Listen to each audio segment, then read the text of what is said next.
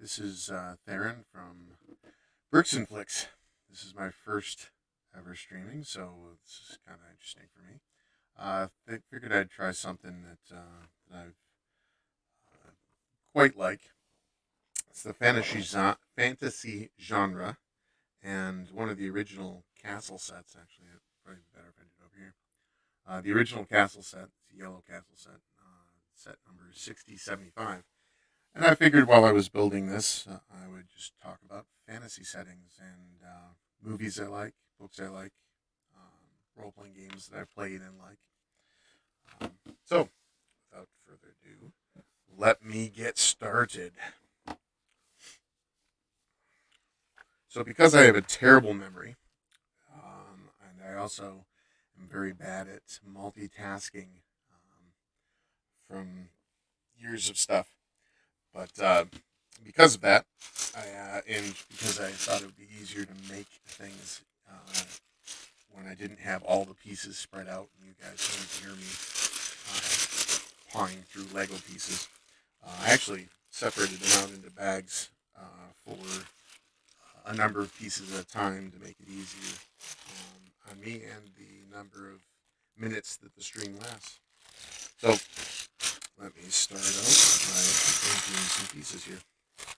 So the fantasy genre, obviously everybody wants to talk about Lord of the Rings and how that shaped everything. It did. I mean, it's obvious. There's not a fantasy setting out there that has not been shaped by J.R.R. Tolkien in one way or another. As far as what I like and dislike on as far as fantasy settings go, I've I've liked the Conan movies, including actually the newest one with Aquaman in it. Um, I liked that one. I liked Prince of Persia. Thought that was good. It was entertaining. I've liked the original animated Hobbit back in '77, was it? Same year as Star Wars, which actually I'll be doing a live stream with Star Wars at 6 to 8 o'clock on May 4th of 2022. In case anybody's watching this in the future, it'll be with actually my father and a friend of mine named ATN. And the reason why I decided to do that was because it lends for many generational differences with the way that people see the movie Star Wars and everything else. So back to fantasy. Anyway, so I also got into uh, Dungeons and Dragons when I was very young. So this set actually came out when I was 9 years old, in 1981. It has 767 pieces. Has 14 minifigures, which was spectacular for the time because the minifigures had just pretty much come out, and you normally only got like two or three per per set. But this particular one had 14 knights and had axes, swords, shields, breastplates, helmets with visors. It was really cool. This one really was an interesting set. So let's see what I got here. Um, need to find the right pieces. So I also got into Dungeons and Dragons. There was, let's see, if we start that early, then we're looking at obviously the Conan movie being very much in the fantasy setting uh, forefront. So there wasn't really that much going on in the time, uh, other than one of the best movies ever, Excalibur. John Borman's Excalibur. Wow, talk about an interesting movie to watch when you're young. You end up with Igraine um, with Uther in full armor.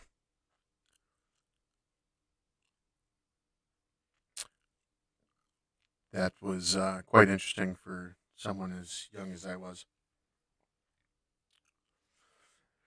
Um, the way that they did magic was very cool, with how it wiped out Merlin when he called upon the dragon's breath. Anal nathrach uthvas bethu dachiel dienve. Doesn't really take that long for a kid to learn that. It was interesting, to say the least, to have a incantation of sorts. I believe the next one that did it specifically that everybody remembers, it's got to be Army of Darkness. But since we're not talking about Army of Darkness at the moment, so Excalibur, spectacular movie, bloody as hell. Also, one of the best um, fight, full armor fight movies. Really had some cool scenes in it. All right, so I have a hard time multitasking, as I said before, so I've got to make sure to keep going. I also don't have the best of light, so I'm going to have to try to figure out a way to get my light sources up. I got a couple of string lights of LEDs, and so they're helping. Before the LEDs, which was earlier today, this was really dark. Really had a problem seeing. It was not going to be easy to do this whatsoever. So I actually had some LED string lights that I had purchased quite a long time ago from Best Buy. And so I'm using one of them strung up just vertically over here. I may try to set one up across my lights up above me at some time in the future. But I don't know exactly what I would do with that. If it would be bright enough, I'm not positive that it would be. After all, it's some of those are pretty dim. So let's see. Maybe I can set it up on my tablet here, so it makes it easier to see. Let's see. So, what else did we have? As far as books go, there was the Shannara books. I never really got too far into those. I skimmed them, but really it was Tolkien that was the main source of reading for me. Then I got into Moorcock.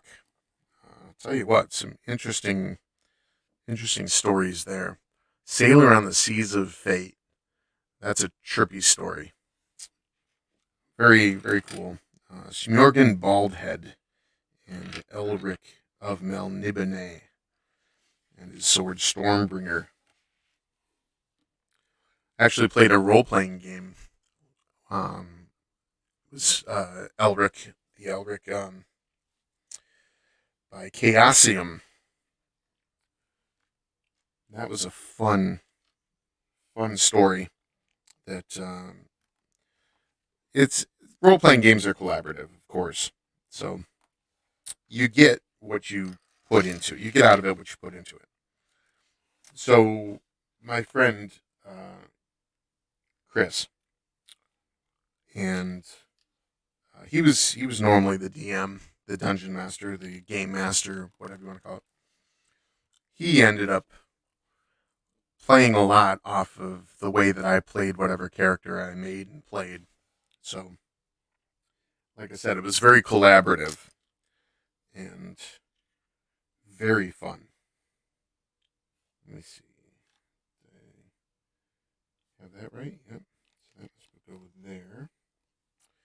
That goes there. And these. So that was a lot of fun. My my character was actually a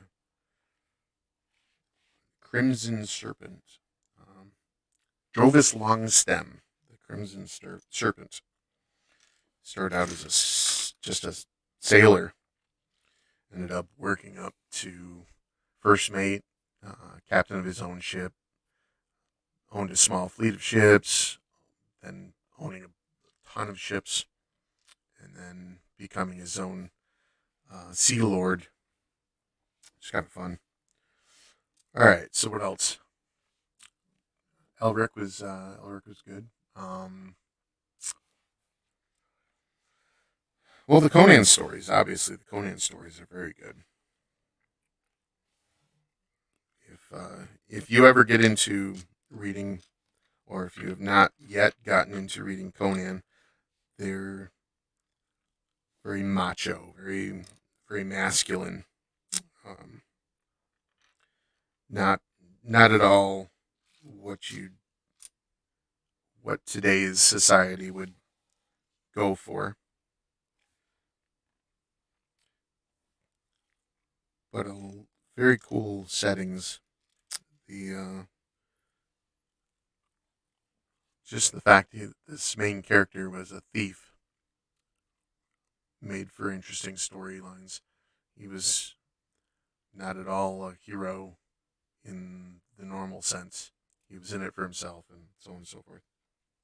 I'm sure a lot of you already know all about Conan as well. So, all right, I'm looking at some of these. So, unfortunately, with this particular set, I am missing one piece. And after 45 years, well, in this particular case, it was 41 and a half, 42 years now. That's not bad. I'm missing one door to the back of the castle. All right, let's move this along a little bit. The animated Hobbit, the animated Return of the King, both from Rankin Bass. Spectacular watches, very good. The Lord of the Rings animated, a little campier with the way that some of it played out, but the rotoscoping was really cool. Considering it was filmed, as in completely filmed, and then animated on top of that. So the amount of money that he spent putting that together was just insane. And he ran out of money, so he only got partially through the two towers before having to stop. Because he ran out of money, which is very unfortunate. It would have been cool to see where he was going, where he would have gone with the rest of it. The characters were done pretty well. Boromir was more of a Viking berserker type, rather than in the more recent movies, more of a captain of a guard, uh, warrior, all around, um, all around good fighter kind of thing. All right, so let's get this piece there. This piece here. Can you see the piece is okay? Can everybody watch? Everybody seeing this? Looks like you can see it fine. Looking down on me from here, that's good. And this one shows good side view of the pieces. Yeah, I think this works out pretty well. So this is also a test, obviously, to see just how much I can do at one time, as well as taking a look at the way the cameras are going to look. Seeing how well this all plays out. Well, let's see. These go here. And then two more here and here.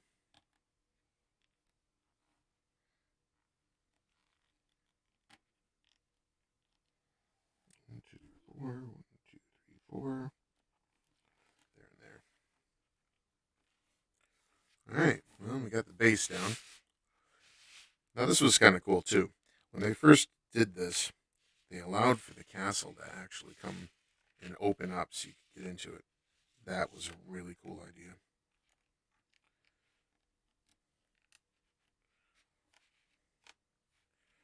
All right. On to the next page.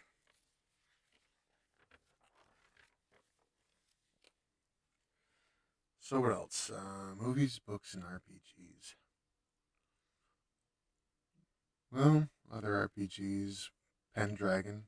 That was an interesting RPG. That was obviously based on the Arthurian legend. Had less of a fantastic feel to it for the most part.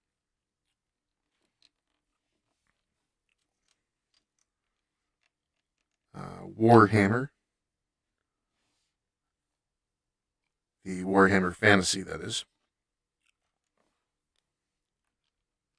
that could play out as a role playing game. You could also play the Warhammer tabletop with the miniatures and play out that way. That wasn't too bad either.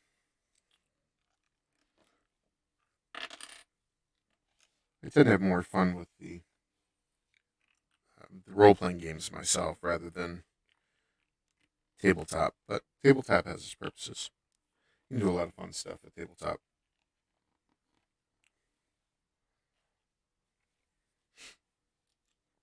All right. Pieces here. Let's build up from here. These.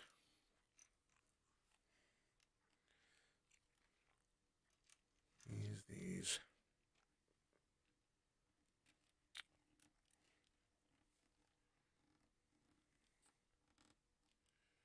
Okay.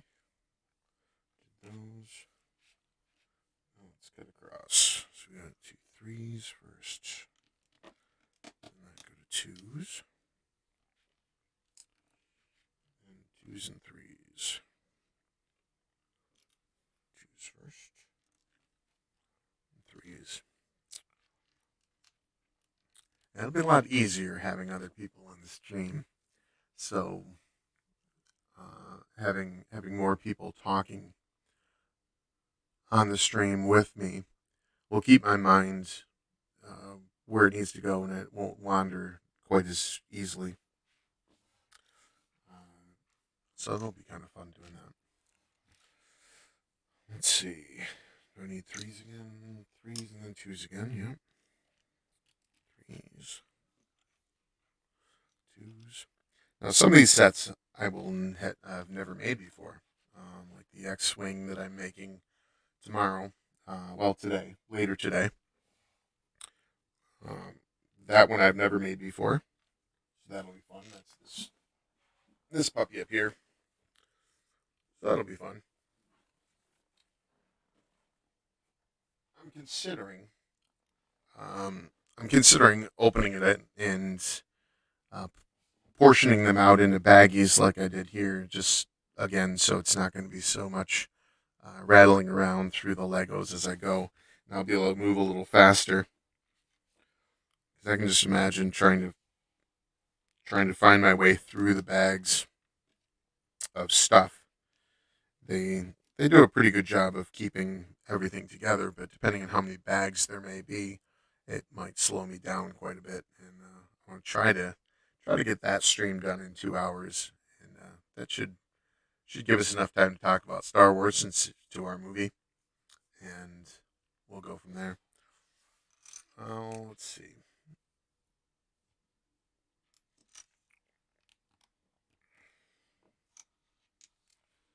So these are going to be threes and then fours. I'm almost on to my next bag.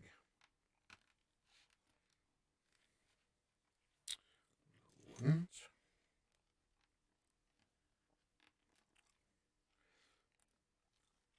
So I have, how many do I have here?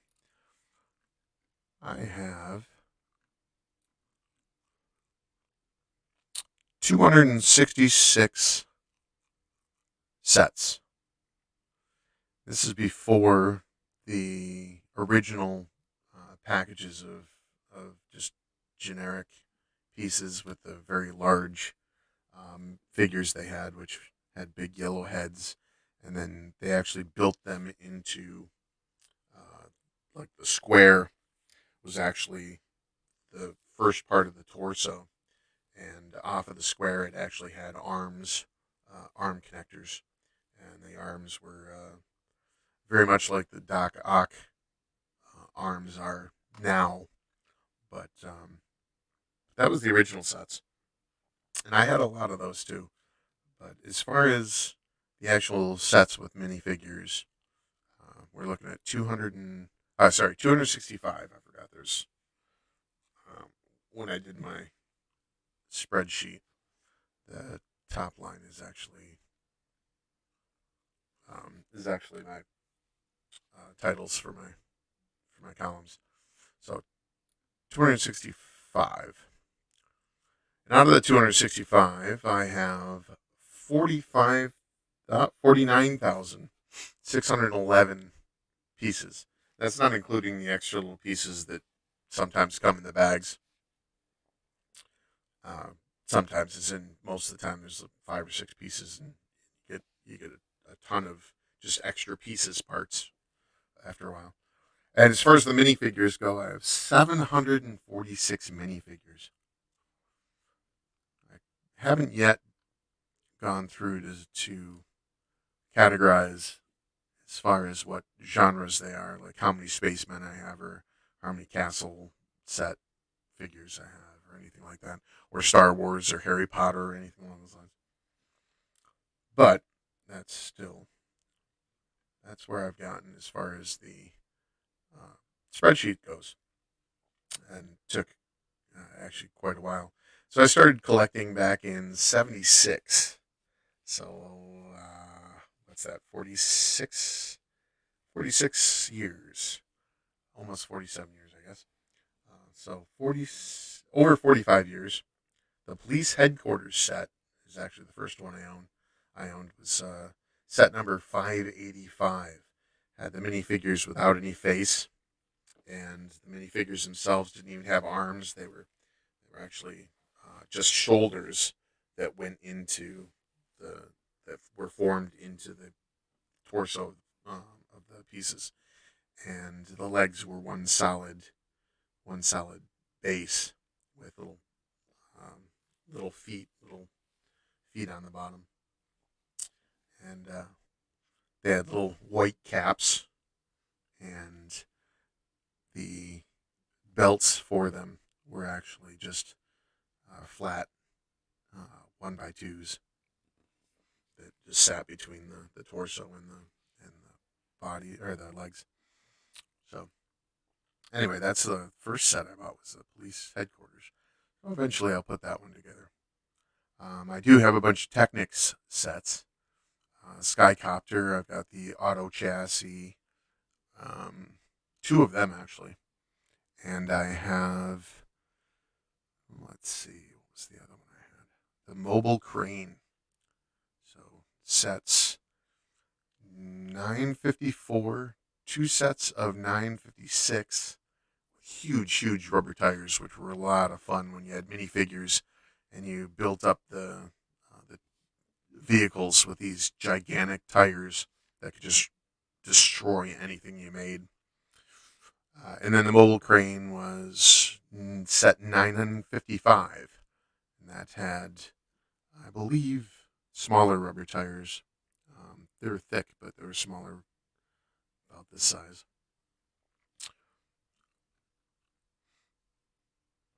So eventually I'll end up putting those together as well. All right, where am I at? I got sidetracked. Let's see, threes, and threes again, and then these pieces, and a couple of Technics pieces. So I got a couple of Technics pieces that are for the drawbridge. They're the hinge pieces for the bottom part of the drawbridge.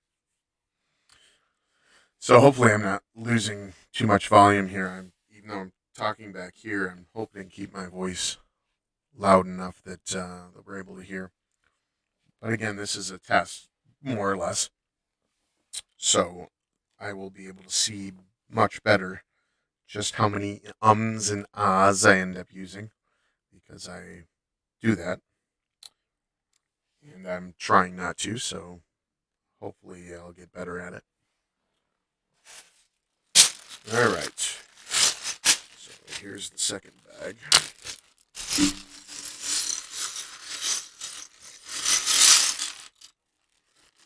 So I actually have a minifigure that I built that looks kind of like myself. I didn't really build him per se. I put together. And my hair has gotten lighter, and in this, you can't really see it as much. It's a little darker in this light. But in the sunlight or in the light when it's bright, my hair looks quite light. So I put this little guy together. He is, I think that's the cop from the Lego movie. I think that's his hair. And the coffee cup, coffee cup, is from the Librarian, which is one of the minifigs from, what series was it, 14? Can't remember series 14 or, not sure. Let me see here. See if I can bring up. It is the Librarian from series 10. From series 10. So 71001-01, the Librarian. And the cop from Lego Dimensions. And I have a lot of Lego Dimensions, actually. I'm only missing a few from Lego Dimensions. I'm missing Bane and a bunch of the ninjas. Otherwise, I have all of them. Oh, well, one more I'm missing. I'm missing Green Arrow. I did get a PlayStation 4, so luckily I was able to get the Supergirl. Supergirl is extremely easy to play through just about anything if all you want to do is smash and grab. She's pretty indestructible. And she flies, which is cool. So that was a nice one to nice get. So let's see. Where is minifigs? Chase McCain. So it's Chase McCain's hair. It's Tony Stark's face. And I believe that's the set, the Malibu home. I believe that's the Malibu home set. And then Knight Rider. Just Knight Rider's jeans and jacket, shirt combination. So I just put him up on my microphone, because everybody deserves to have a mascot. All right. So I dumped out all my pieces for the second bag. Let's see what I got. I could bring this a little closer here like this. so we get a little more in view. All right. So anybody watching this later and commenting, you can comment, tell me if my sound is working well, if my vocal volume, if that's working well. As far as this setup goes, tell me if you like the two cameras. I kind of like having this extra camera here. I originally only was planning on using this one here. But then the question was, what angle would I have? So if that's another thing that's a contentious thing, let me know whether or not I should pick this up. I got a friend that I've been watching build Macintosh batteries for the last 2 days. His name's Epic Eric. Epic Eric. No, Eric's Edge. I'm sorry. Eric's Edge. My bad.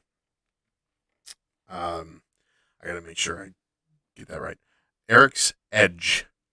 And he's been building batteries. And he has this camera sitting up here above him. So you can't see him at all, but you can see what he's working on. And that's pretty good. You can see pretty well what he's getting into. We might maybe a little closer so you can actually get more into the soldering details of what he's got. But I like the idea of having a camera up above. The only question is, where would I put it? How would I put it up here? I could guess I could put a tripod up, but then the tripod would be in line in the way here, and makes it a lot more difficult to have an open space to actually build in.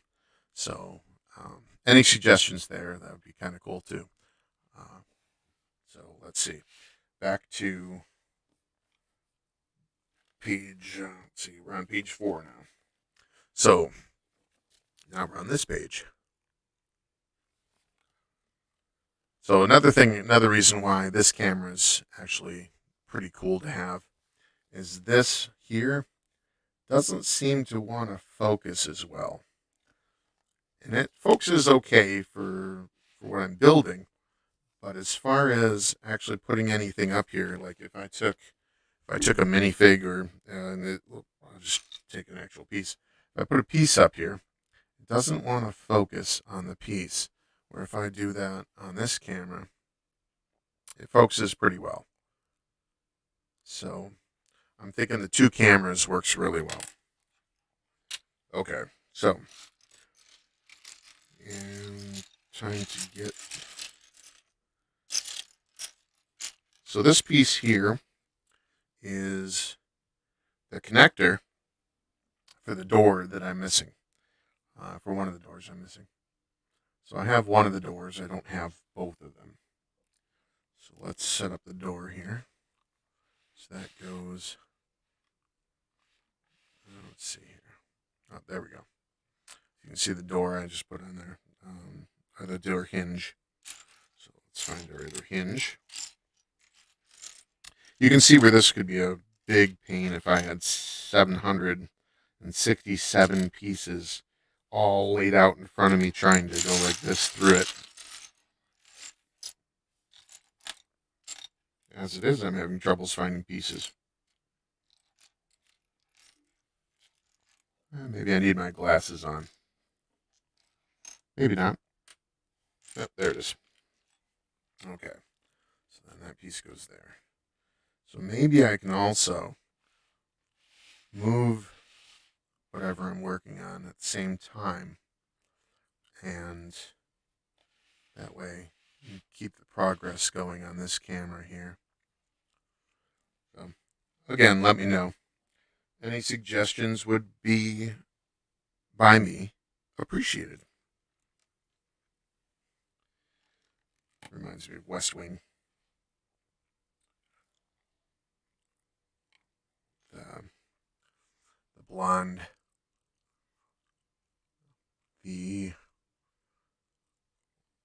what's her name? The Republican sex kitten, I believe is what they called her. She was talking iambic pentameter when she was talking to John Larroquette's character. And she said, is there anything, basically I don't remember how the line goes now. Anything that she could do basically to make things easier on herself. And John Larroquette said, well, not speaking in iambic pentameter might be a good start. Okay. Got some pieces here for the sides, the actual supports for the castle. Which you saw me put on these. So I thought it was kind of cool that when they put the pieces on the pages to be put into the sets, they actually weren't symmetrical. So they weren't just going, well, if you're going to do this line all the way across, then you put all these together. They actually, from time to time, do one side then the other to catch up, to not make so many pieces be an additive to the instruction manuals. Some of these older instruction manuals, they're not anywhere near as easy as the new ones. The new ones walk you through, they drag you through by the nose. They're just, yep, here we go. You're going to make this set, and this is exactly how you're going to, one piece at a time. And they may give you 4 or 5 pieces to pull out, but then they show you every single piece at a time. So if they did this with this particular set, that would take a long time. Okay, so next up is, all right. I didn't do that right. I put those pieces in wrong. I'm supposed to put them there. So, let's see. Oh, that's just confusing to me. All right. So now we're getting some of the... These weren't very tall.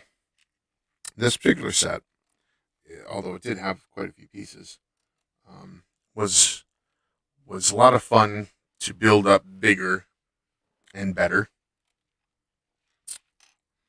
with the amount of pieces I had. At the time, I actually didn't have a lot of yellow pieces. So when I got this, I suddenly had 500 yellow pieces that I may have had 150 to 200 yellow pieces. Yellow wasn't really big. The biggest on the colors were red, blue, white. Had some black. Let's see. I think there was some yellow gears. The original yellow gears were interesting. They were just discs with spikes, and you'd put them onto a wheel that had a what looked like a 2.5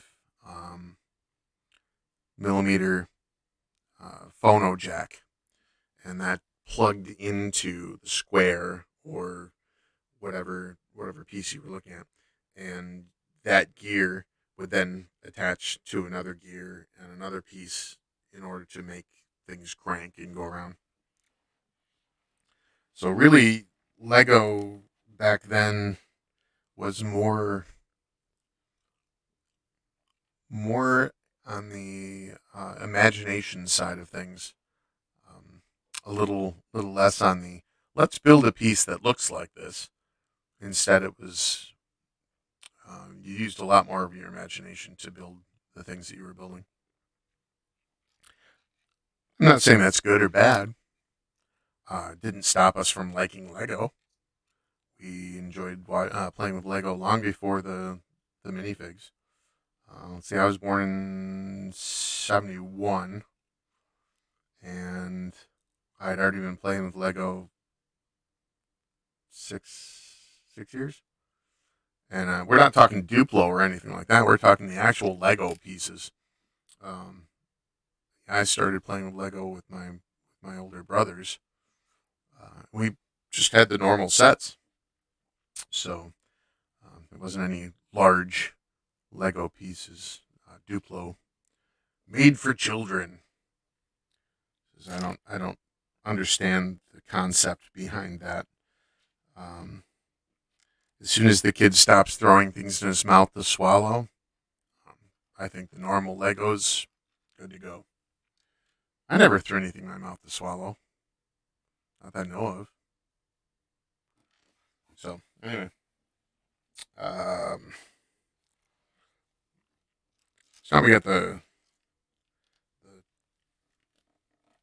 what I was saying before is they're not actually that tall, as you can see. We're getting into the windows now, so the actual window pieces themselves, or window openings, I should say, the arrow slit openings. Says that would have been cool at this time to actually have bows and arrows, but that didn't come out until I think '83. Took a took a year or two, I think, for those to come out. I'll have to look again, see when they came out. But the swords, they weren't pointy; they were rounded. But oh my god, it was a lot of fun playing with the Lego sets, the castle set here. Let's see, it's awkward. All right, and these.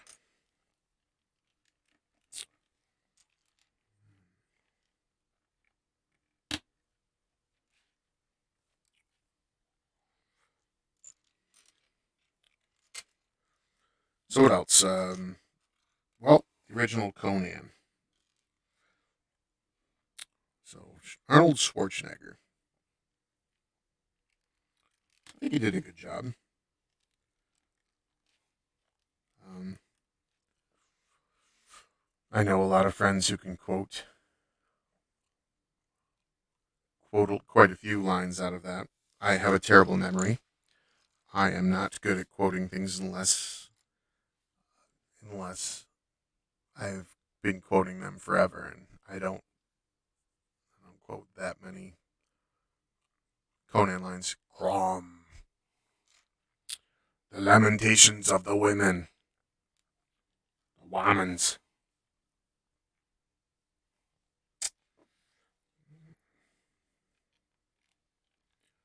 So he starts out as a child. Everybody dies. Gets sold into slavery. Becomes gigantic. I mean, seriously. I don't think there was anybody that could have played the look of Conan as well as Schwarzenegger. I mean, you got Aquaman. He did a pretty good job. Wasn't as big as he was in Game of Thrones, but his was more lithe. He had a lot more maneuverability to him than Schwarzenegger. Schwarzenegger was just, although they still had him a thief, they still had him scaling walls and stealthily moving around. His bulk definitely made it a little more awkward looking. Let's see. Still going. Nothing outlasts the Energizer.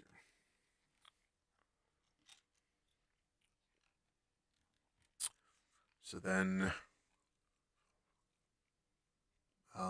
going after going after James Earl Jones. They did a really good job of that movie. I really gotta say that. Mako, is that the wizard's name? Real name? Is that what it was? Macau? I don't know. He was a cool guy. I thought him as a wizard was really cool.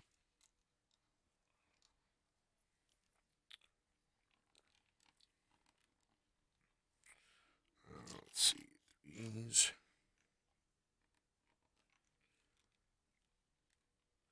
Twos. A one, a two, a three. How many licks does it take to get to the center? All right. Going down. Ah, don't get old.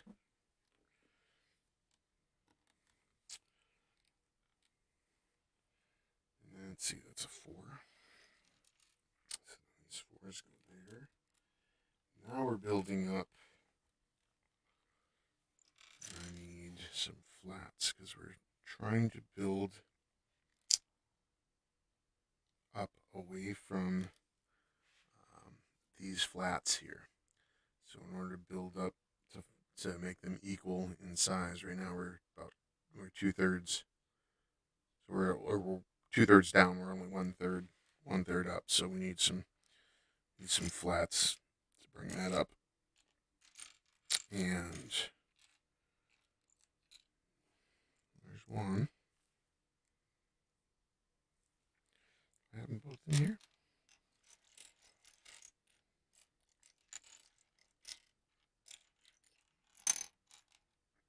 Well, that's not good. Where are the pieces?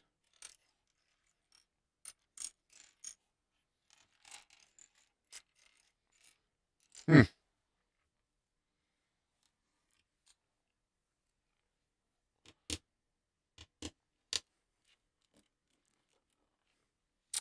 Maybe I put them in the next bag. I hope so. Otherwise, I'm going to be digging. You're going to hear me digging. I know I had all the pieces I needed. So let's just do this. We'll see whether or not I put the pieces in the next bag. Oh, I don't think I could have.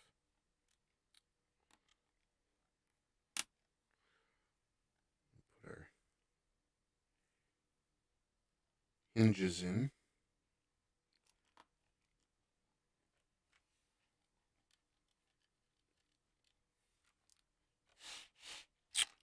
Wow. What did I do?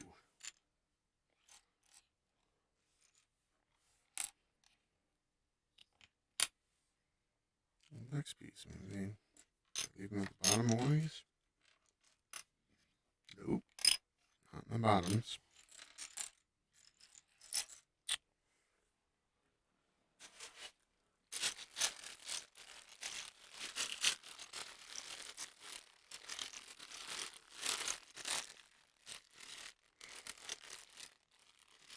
Hmm. Well. That means I'm going to do some digging. So why don't I, at least for the second or two, I'm going to. Well, you know what? You never want to show how you make sausages. But in this case, I need the pieces pretty bad. So I'm going to dig for a second. And sorry about the fact that you're going to be listening to me dig.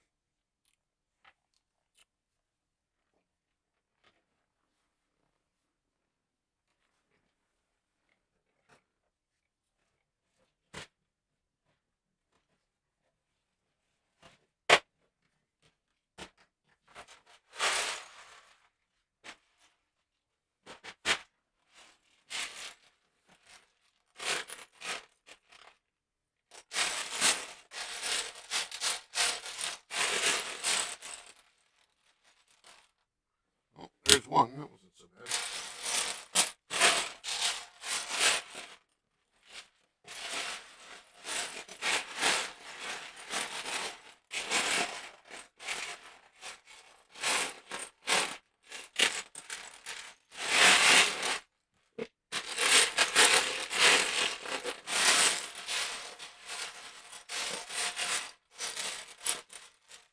And there's number two. Wow, that was easy.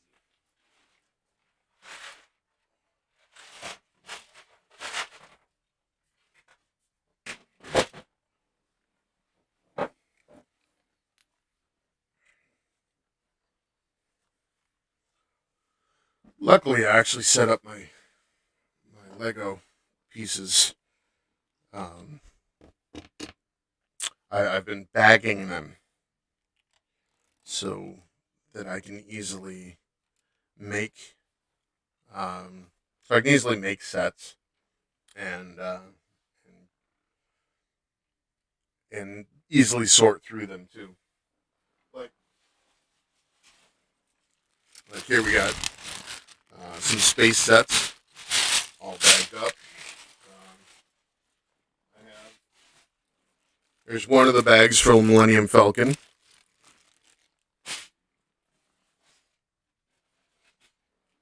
I have the Black Castles, some Black Castle bags.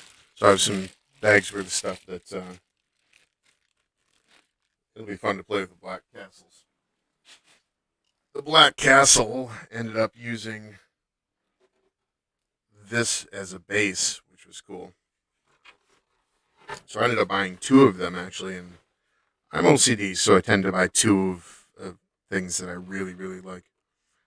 But this particular base was pretty cool. Mountainous base. All right. Well, I found those pieces pretty quick and easy, so we're gonna keep going. Let's see. I don't know how long I've been on. I've been on for 52 minutes. And I'm not halfway done yet. I need to stop talking and just focus maybe? No, that's no fun. Why would I want to stop talking and lose focus on this stuff? Okay, so next pieces we got we got some slanted pieces. Inversed slanted pieces. And these are going to support they're going to support the walkways. Actually going to support the walkways. So that'll be cool.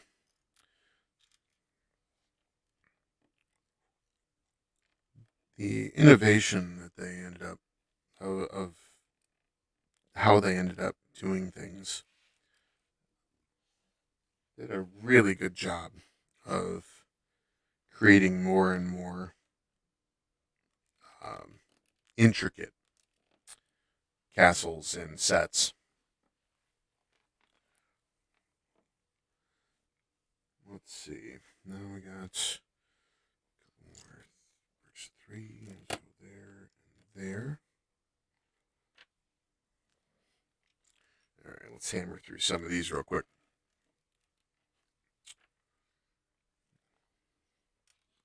So what else? With as far as Conan goes, I thought the arrow was cool. The snake arrow, the one that hit Valeria, had to bury his love.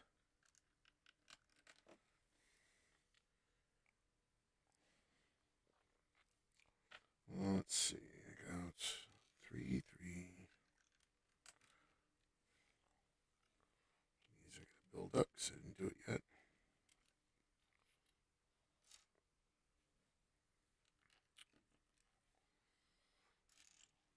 Get some of the pieces out of my way then. That's 2x1s. 1x2s, 2x1s. Reminds me of a meme. A forest of trees that the boughs, the main trunks of the trees just like go like this. And it was just a recent meme too. It said, "This is where Home Depot gets their 2x4s." Thought that was kind of funny considering I pulled out some pulled out some work I had to do, and had to buy some wood. And yeah, they are not straight. So let's see. I'm actually doing quite well with the breathing here, until I just had to bend over and go looking for some other pieces. It was my breathing was actually quite doing quite well. I've got some breathing issues, and any any real hard movement, or if I have any or if I have to bend over or anything like that, I lose my breath quite easily. So all in all, I was doing quite well when I didn't have to move. Let's see, those pieces and these pieces.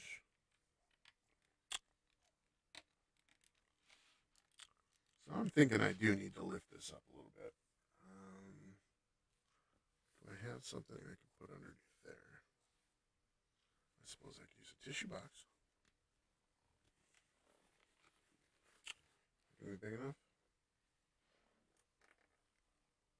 Nope. I have to find something else.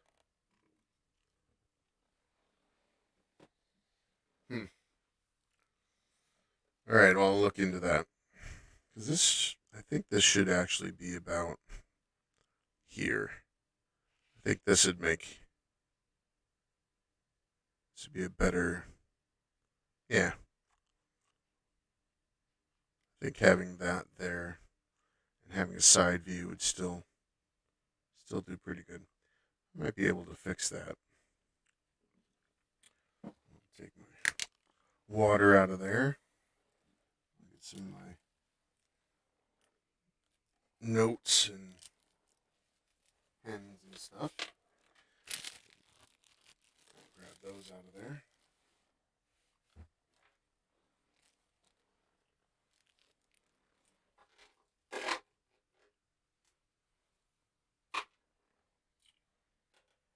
So I think I can take this, which actually has some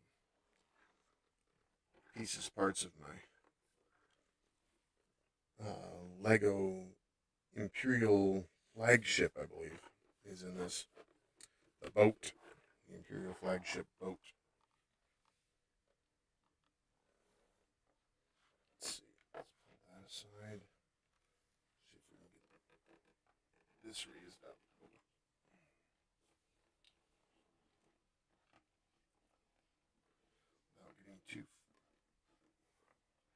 Without getting too much in the way of the cords and stuff I have to have here. And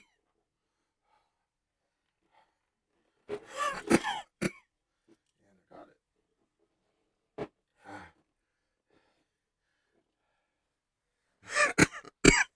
Okay, so how's that? It actually looks pretty good. Now I have a better view looking down.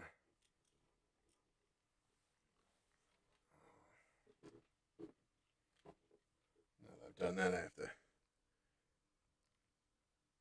tighten the connection. Alright, tighten the connection.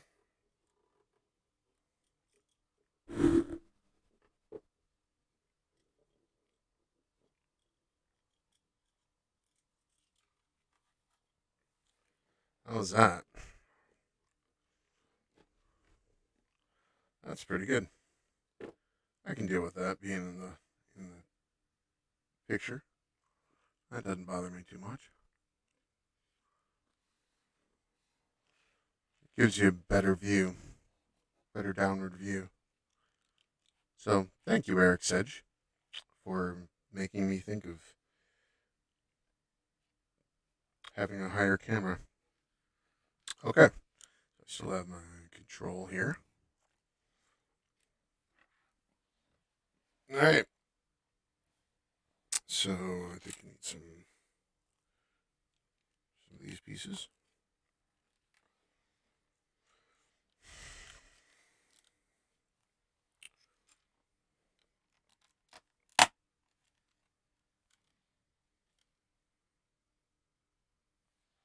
Oh, interesting.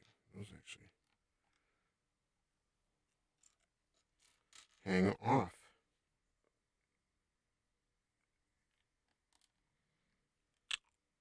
Hangs off the edge.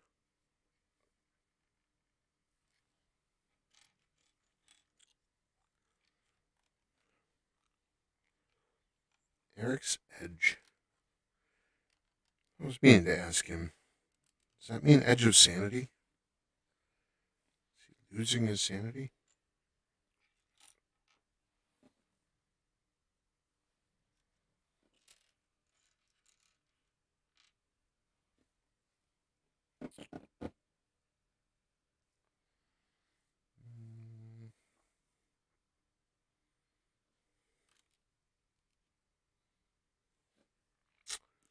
Well, I did not do as good a job as I had originally thought. So I'm missing pieces. I am going to need to dig around a little bit more, which is not good for my breathing. but this is the kind of thing that episode zeros are designed for.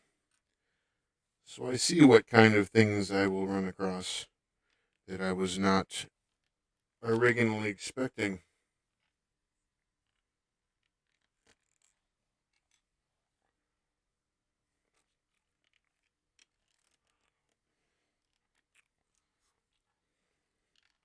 All right, let's see if I can find some pieces. I'm looking through a different bag. 1 second.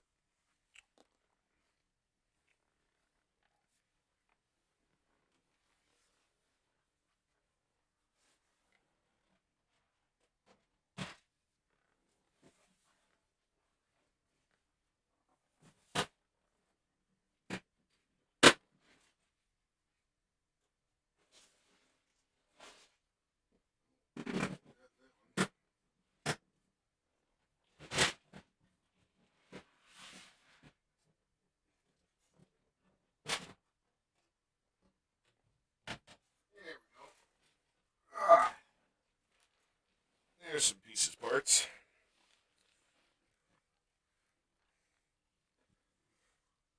I'll actually be able to show you the wheels I was talking about as well.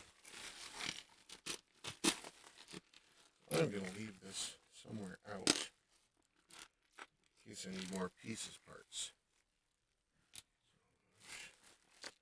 2 and 4. All right. So those really epic wheels for the Technics set. It's a gigantic wheel. How thick that thing is. Definitely was fun to run over minifigs and their small vehicles.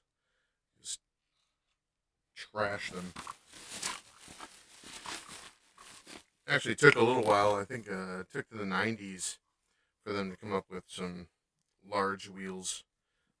I got these in the Magnetron set, and they're hollow. But that was the next biggest wheel that I ended up getting.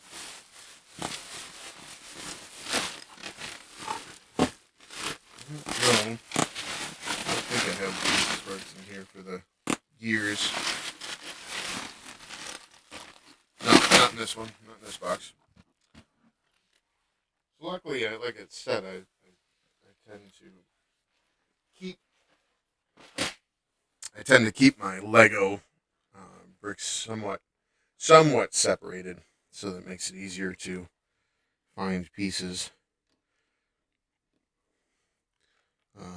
When I first moved to this house and I started the project of rebuilding all of my sets, it took a long time.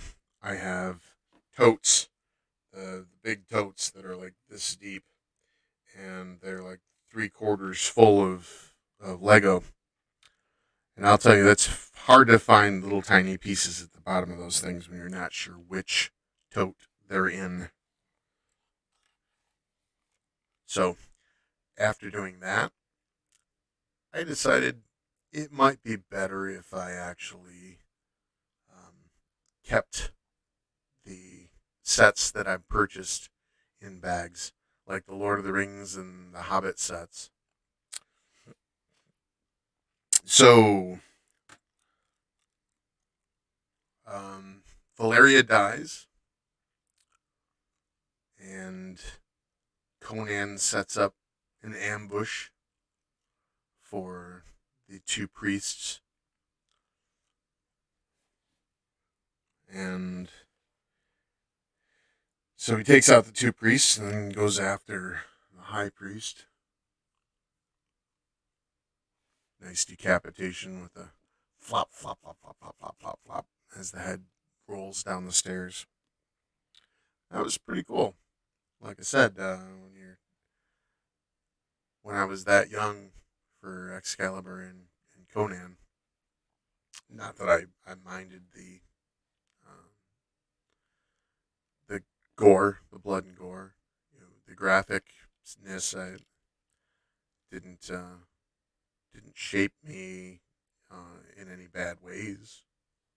It's just is what it is. So, um, I have to put these pieces on. This this is set up for the drawbridge. It's a small drawbridge. It's only basically a door that drops down. It's maybe this long, maybe a little longer. All right. Looks like next we're heading toward.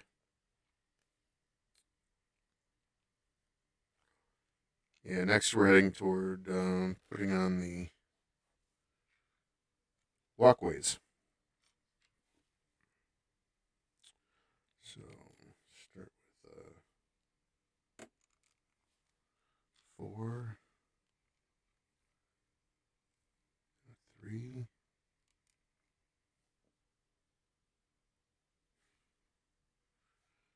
Let's see, is it an 8 or a 6? Hard to see in the dark. That's an 8. So it's long ones. That makes sense. Let's do the same thing on the other side. This is nice and bright. I like this. This works out quite well. Now you can see how the castle opened up, so you can actually play with the inside. Which I think you'll like the minifigs. The original minifigs were really quite cool. Let's see. I think this might be a 6. 6 that goes there. Now we have. I'll work on one of the side tower supports.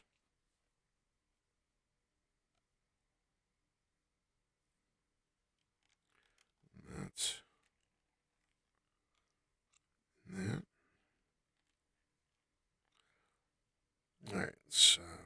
other side. So.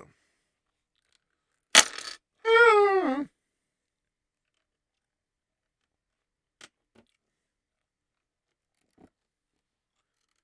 we go. Careful what you wish for.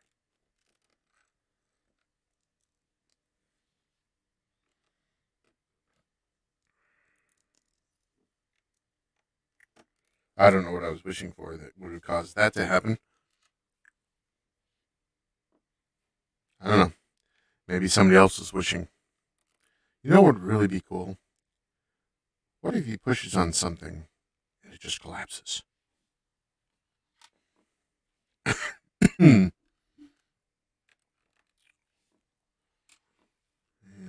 that's there. These walkways were really cool too, because I mean, you can set your figures on them. The only thing I said that this really needed was bows, and bows didn't come out till later. But the bows would have been cool because, after all, you have the ramparts and you got the arrow slit holes, but you had nothing to shoot through. So you could defend the castle with axes and swords and lances. They did have lances. And this set actually had horses that you created from Lego. They didn't have the molded one-piece horse that has a saddle that sits on top. This was actually built horses. Okay, so next pieces. Next. Yes. Well, that's a quote from Major League. Yes.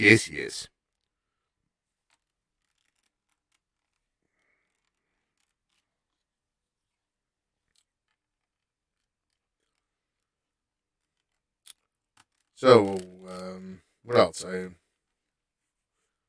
Conan lopped off a headed. Pretty cool.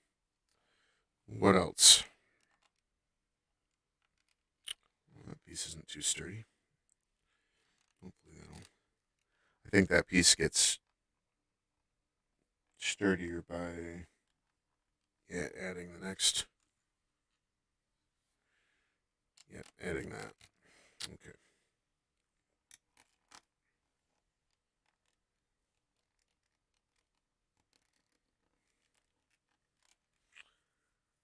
Um,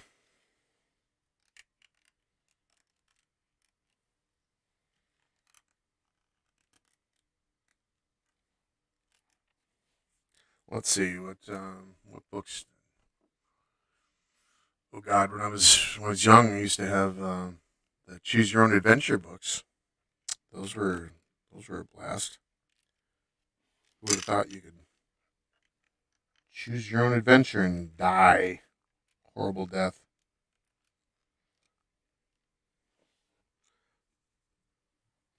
By choosing to do something incorrectly,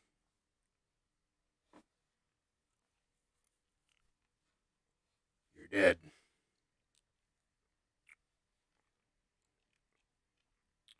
That ended up growing into Steve Jackson Games. He made the fighting fantasy books. Those are fun. Actually allowed you to. They created a role playing game with two six-sided dice and created a fighting and magic Steve Jackson and Ian Livingstone. I had a bunch of those. Those are fun.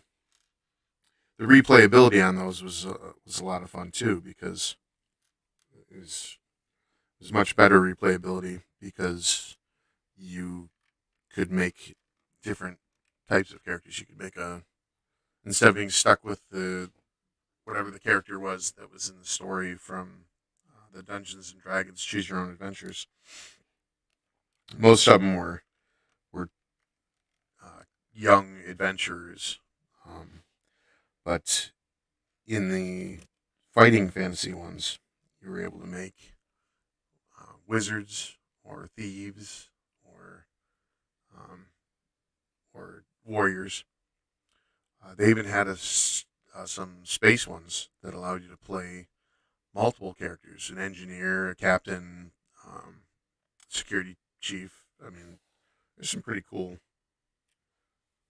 ideas they had in there.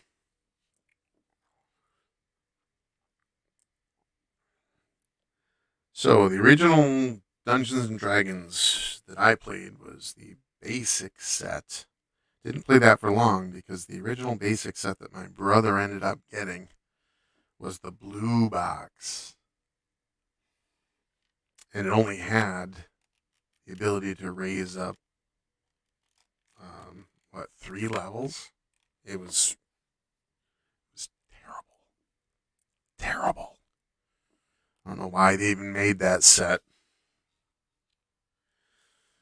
So immediately, when my brothers picked up the advanced Dungeons and Dragons, we never did anything half-ass. We might get into something, but we then charged headfirst. So in charging headfirst,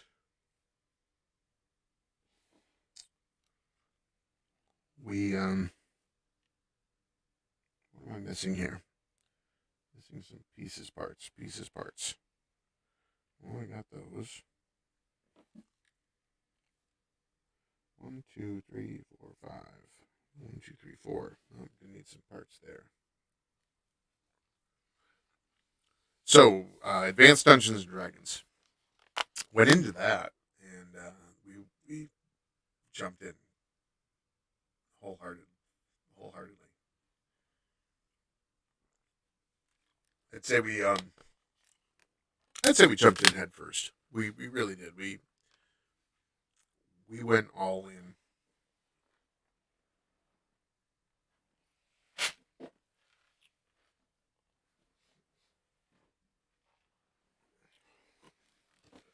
Started out with the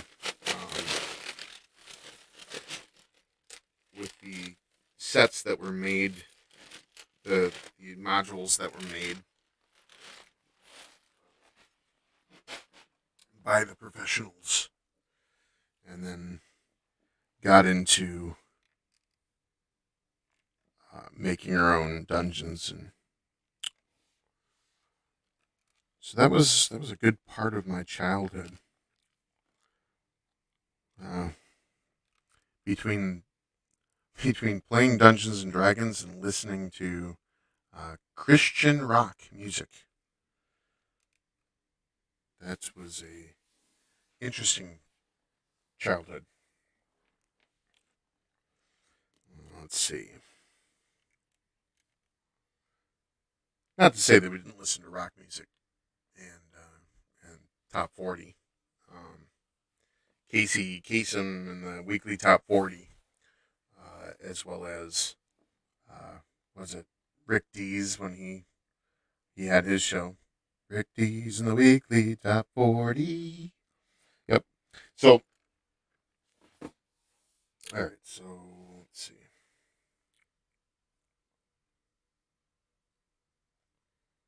It's just a single piece, right? Yep. Okay. Well, I'm on the next bag, so people watching should be happy about that.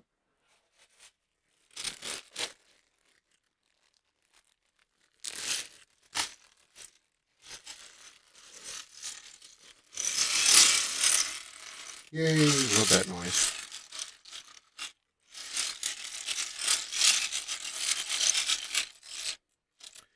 The only thing I didn't love about Lego was if I didn't clean up well enough and I had to get up in the middle of the night for some reason and I stepped on a piece. That was painful. So I think I mentioned earlier that the only piece I'm missing is a door. A door. Just a door. Here's one of them. Guess what I'm missing? I'm missing the other one. So I have one door. The one door just sits right here. Makes it kind of weird that I only have one door because can't really protect the castle if there's a big open door. So this piece right here, this little yellow piece right here, this was to block the doors so that it wouldn't just get busted in. So it would block it. But as you see, big open space. So unfortunately, I'm missing that door. And guess what? They don't have from the Lego store. I don't know why I never went looking before. I should have when pieces were more available. I should have. I don't know. I have a hard time with follow through sometimes. I I shoulda, coulda, woulda. Doesn't mean I will. Shoulda, coulda, woulda. Doesn't mean that I will.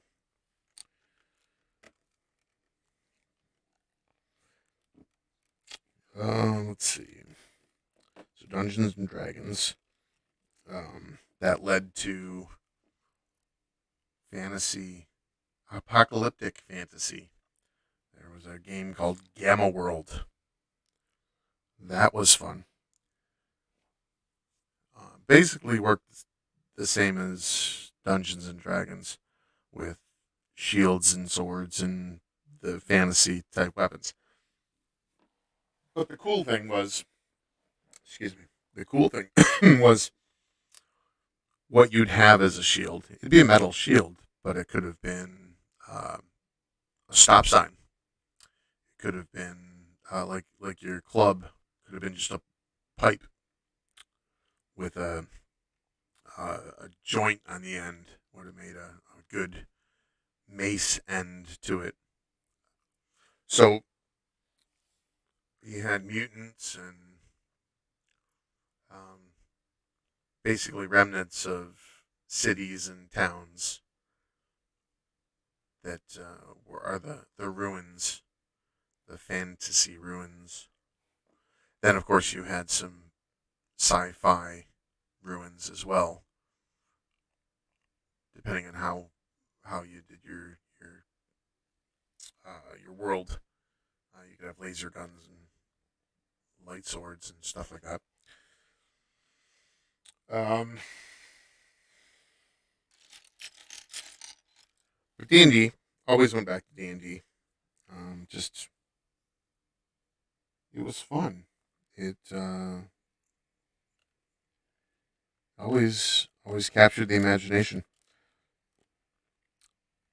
So when my mom was pregnant with my brothers, um, and I for that matter, um, she she read Dune and she read the Lord of the Rings, but I she actually my father read the Lord of the Rings to her, I believe, so that we would be able to hear it in the womb. Of course, if you want to start your kids off right, you read to them when they're in the womb, so that they can know what is proper when they're born.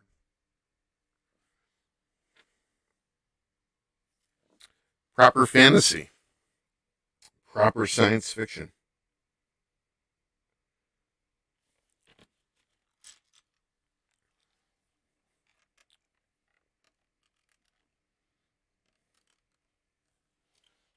All right. Da, da, da, da. That's an 8. 8 and an 8. We're getting there. We are. Don't be so judgy. Why do you got to be judgy?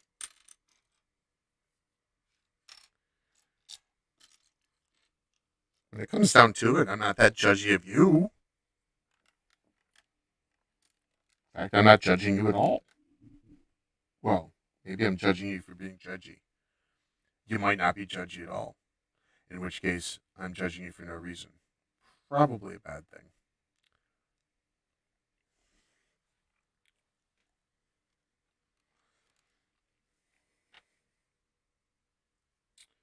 And let's see, we have a couple of fours.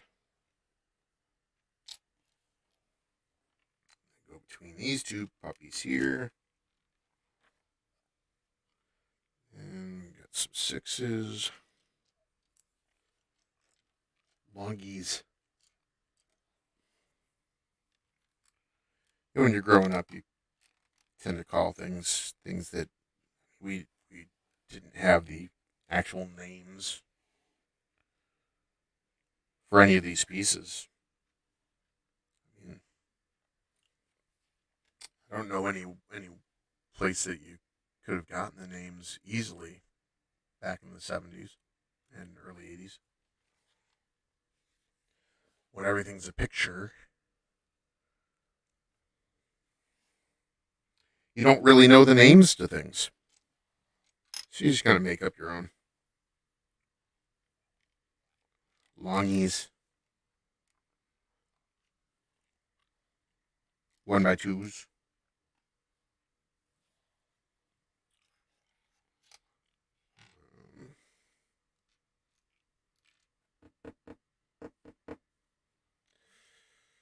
All right.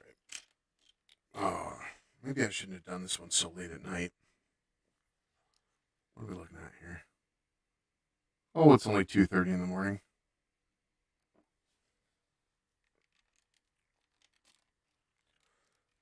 It's a good thing I don't normally get sleep. My new medication's been wiping me out, though.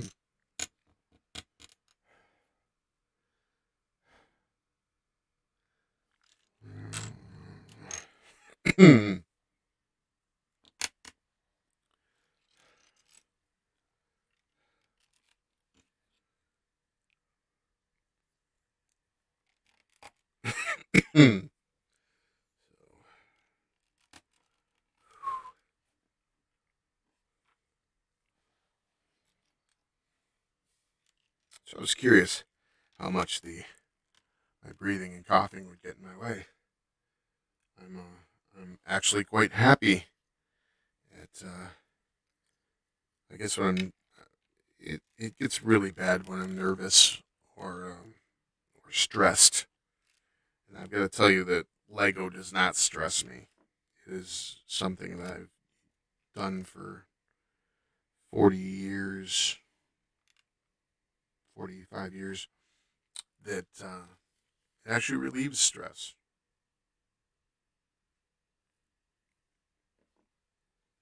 It is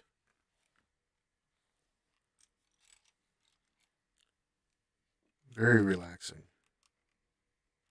as long as I'm not bending over and you know rummaging through piles and piles of Lego bricks at the bottom of totes, totes, my goats. I don't know why I said that.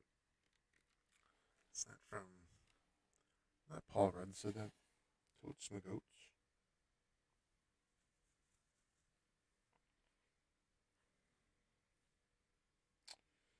So, is this correct? These go on here. It sure does look that way.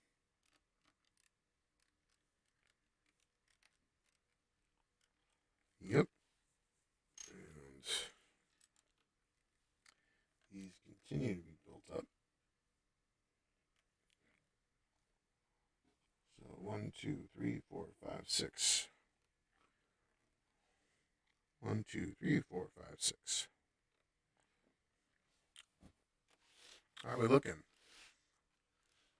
Not looking too bad. The side view. It's actually pretty cool too.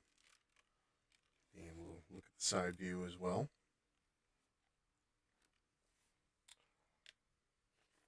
So I got that. I really shouldn't be chewing gum, should I? I hope I wasn't chomping in anybody's ear. I really wasn't even paying attention to that. I do need water. a lot more water when I'm not chomping on gum.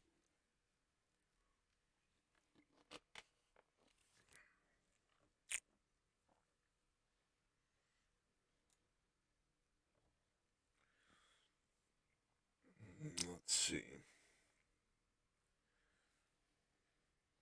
Oh, now the door goes in. Of course. So I only have one, so I'm going to do this piece here first. This piece too. And then I will snap the door into place. There we go. And we'll start the other side as well. Maybe I can slam through some of this quicker.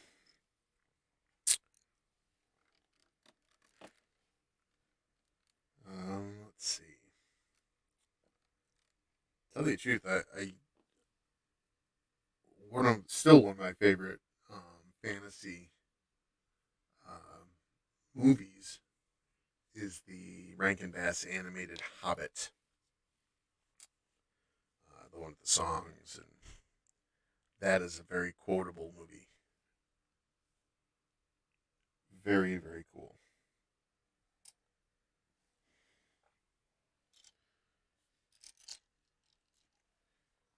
Oh no. Adventures are what makes late for dinner.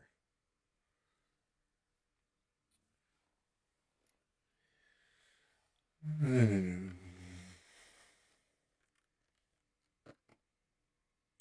3, 3. 2, 3.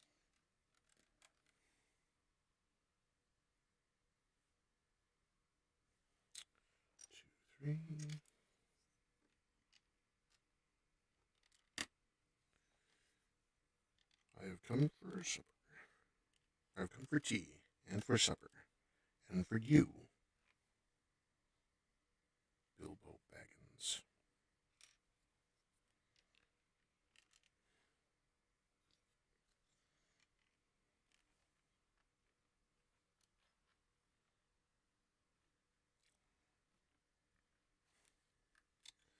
Thorin and Company at your service. We are all at your service. And since I can't sing it, I will just say it. Chip the glasses, crack the plates. That's what Bilbo Baggins hates. That's what Bilbo Baggins hates. So carefully, carefully with the plates.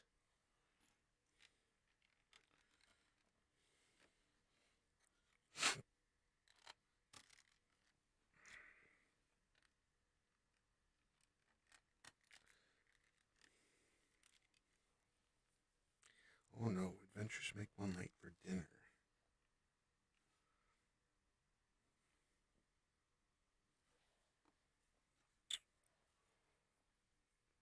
That was a very well told story. They took the right amount of everything.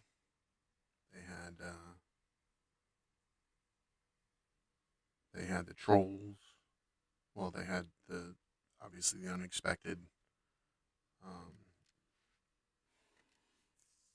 13 dwarves show up, and Gandalf. And being the 14th, a very lucky number you found for us. Splendid, splendid lucky number you found for us.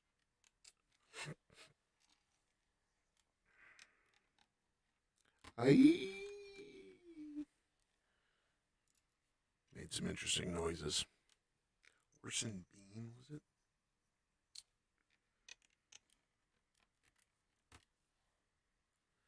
All right, so got these pieces in. Add a couple more. Need more height? 1, 2, 3, 4, 5, 6. No, we don't need more height yet. All right. We are close to being done with the main building, the main castle itself.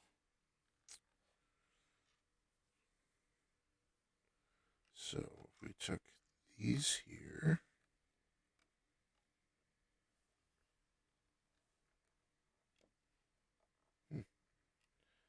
Apparently, I didn't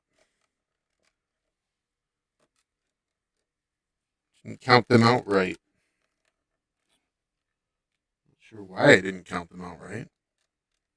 Those go there. These pieces go here on top.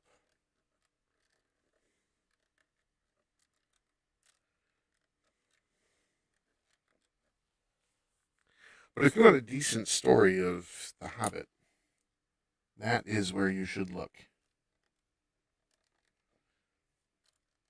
I'm not saying that Peter Jackson's version was bad. I just don't think it needed that much extra. I think he was a victim of the higher ups telling him he needed to have a follow up to The Lord of the Rings. He needed to have an epic. And when they said, well, you're going to need to make this longer, started adding things in that weren't necessarily needed.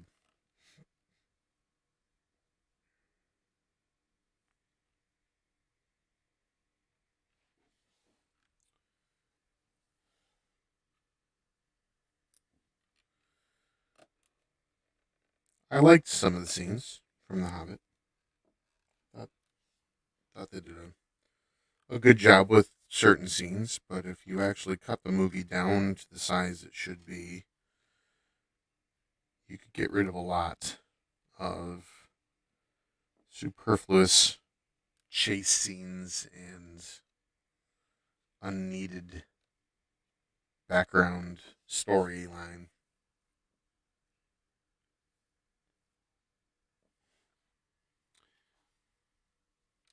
That weren't in the original uh, Hobbit cartoon. I had the record. I had two of them actually. One of them I had was just a standard LP, 33 and a third, and it was just two sides. And that was the story of The Hobbit, shortened even further. But then I ended up getting the two album, and that actually was almost. I don't know. I don't think they needed to cut very much out of that at all. Pretty sure they were able to get about all of it in there. They needed maybe to cut some scenes, but still one of the best Hobbit renditions there is. So Rankin Bass then ended up doing The Return of the King after The Hobbit.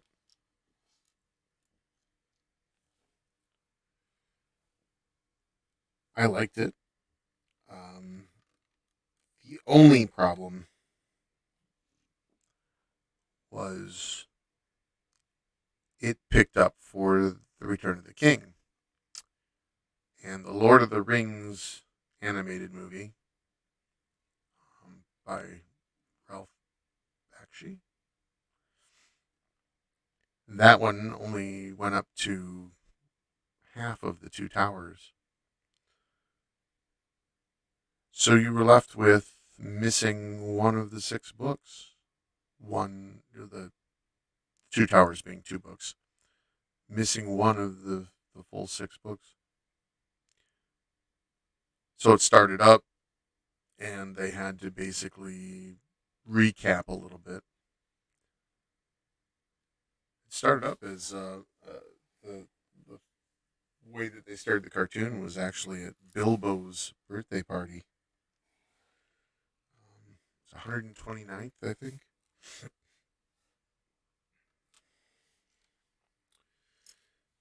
And he wondered whatever happened to the ring. The ring I gave you and you stole.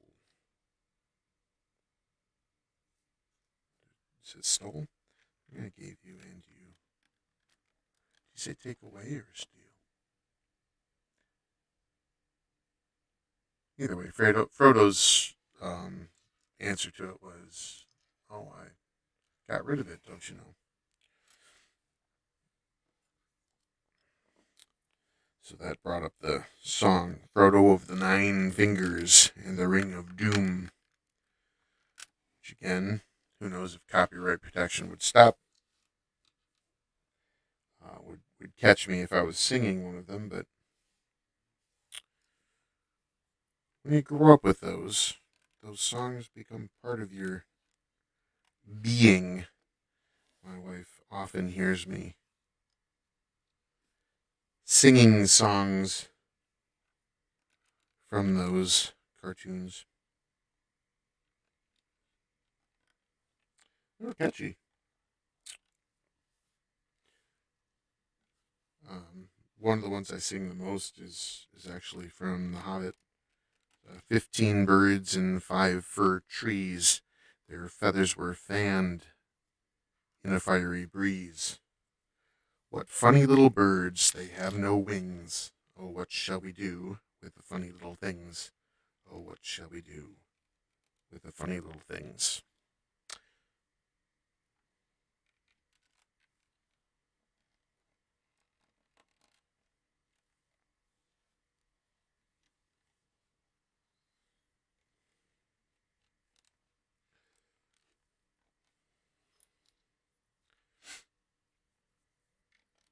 All right, how are we looking? How's this? It's actually nice and bright. I like how bright it is. It is almost, I'd say, the correct lighting. If I go with too bright a light, everything washes out. I wash out, the Legos wash out, and you get glare from everywhere.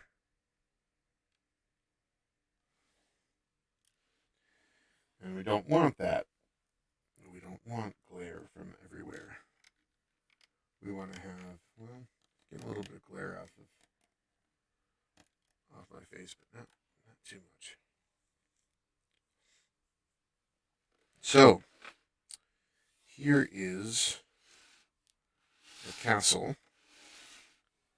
before putting on the towers.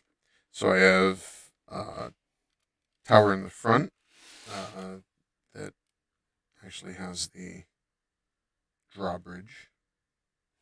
I have a tower in the back, and I have two towers in the sides.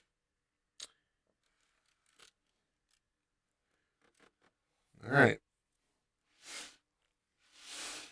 Let me grab next. The next one is the two side towers. The two towers. Here's something I regret. When I moved here into this house, I was obviously moving into a house.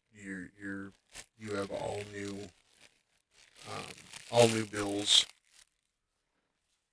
and I was able to buy quite a few sets from the Avengers, the Lord of the Rings, the Hobbit sets. What I couldn't afford, and I wish I could have, or think, um, that set was $300. I don't think I've never bought a $300 set. I think the most I've ever spent is 150, maybe. I think 150. Unfortunate though, because really, really would have liked or think had some cool figures in it, minifigs, and I mean the thing's like tall, really tall. Um, but I couldn't afford it. All I was able to afford at any given time is anywhere between, you know, sometimes $10 to $15.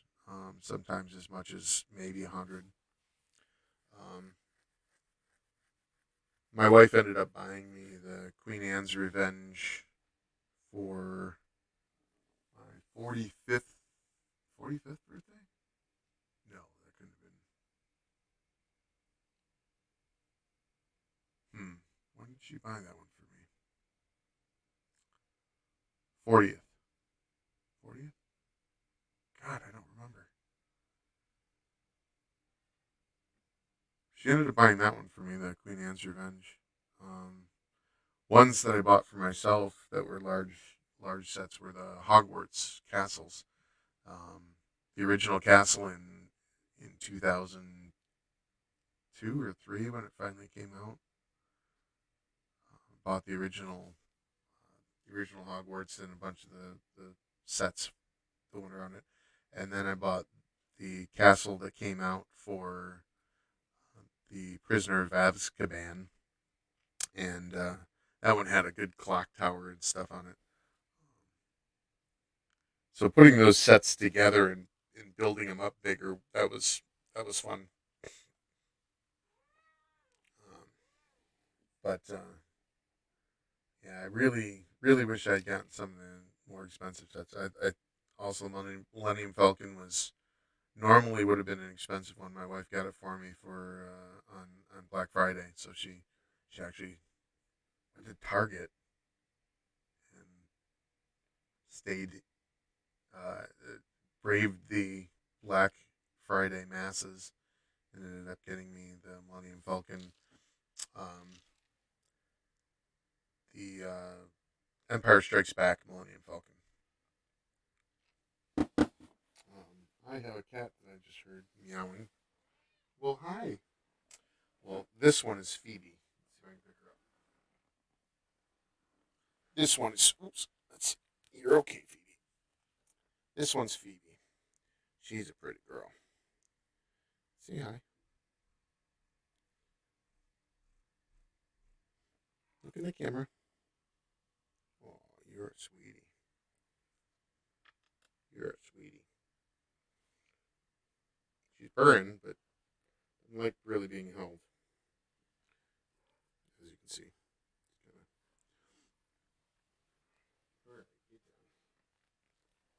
So much fur.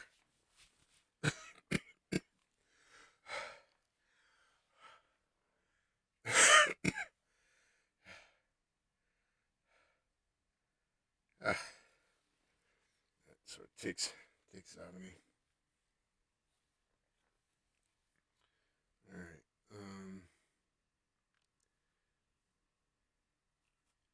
So next is the two side towers. All right. So got a bunch of these. I got two side towers that are identical.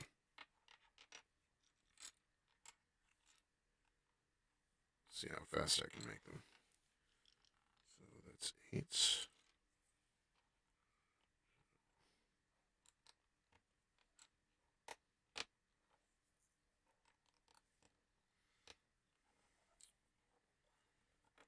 And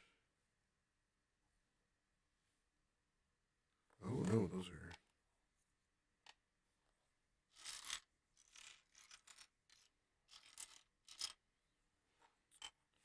Oh, you know what?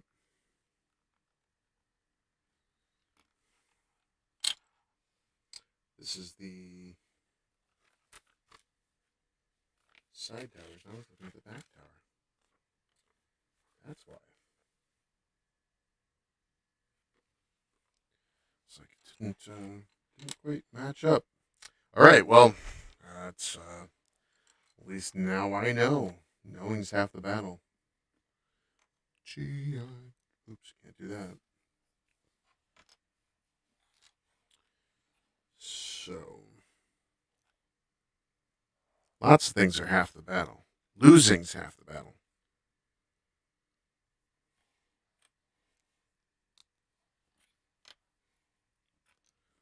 talk about what's all the battle. Let's take the fight to them, boys.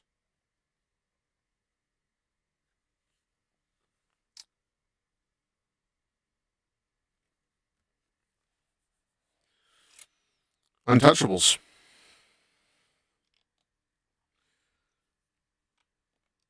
The pep talk that that he gives when they're in Canada, looking down on the border.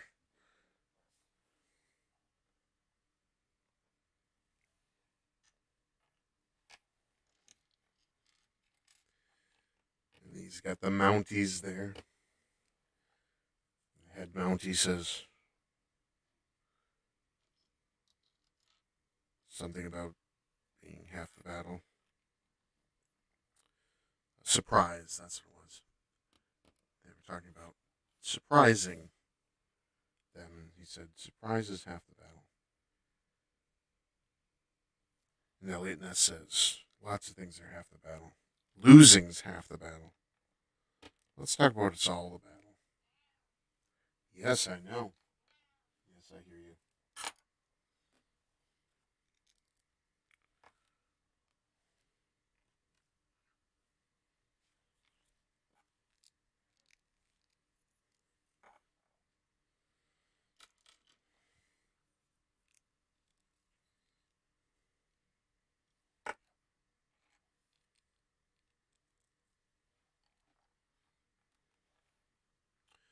Am I building this so you can see? No, I'm not.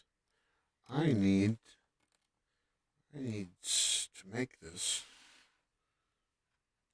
here in the right camera.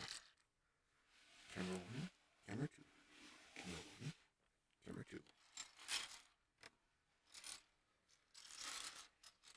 I will put this over here into the other camera,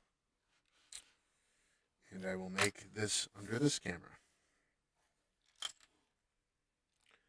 I was not even paying attention.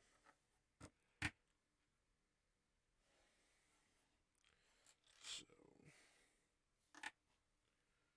got the doors and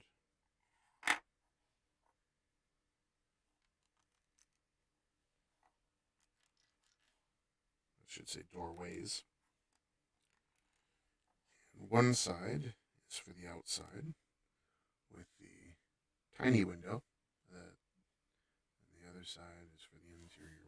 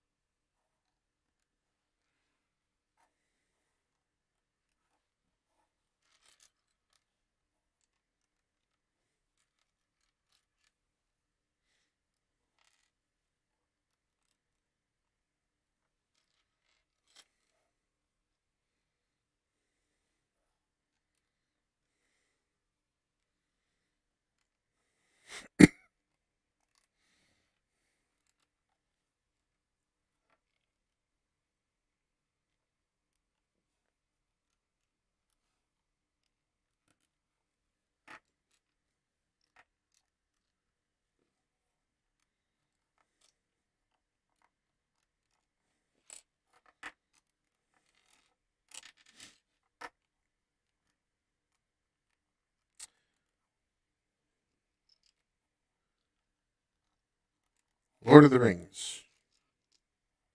So passes Denethor in the days of Gondor.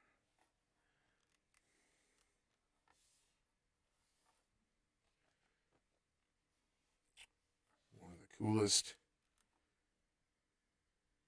coolest characters. Eowyn. When she goes after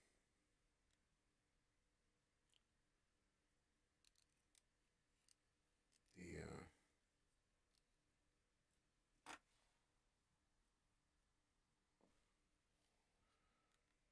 Nazgul.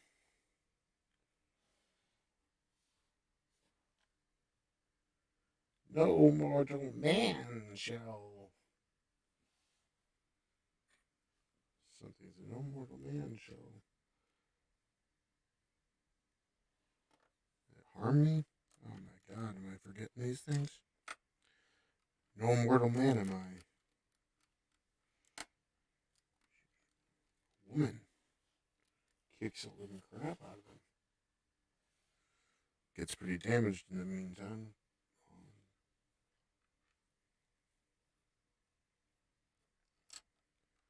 But holy cow, cool as crap.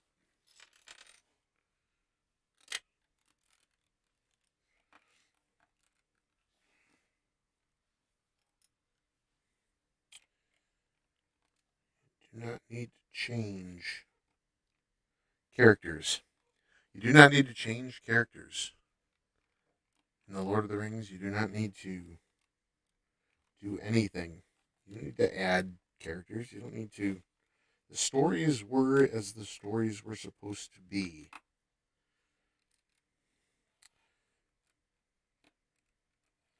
Did I need to be a girl in order to like Eowyn? Did I need to be able to see the heroics and what she did? She was brave. Loved it. Very cool.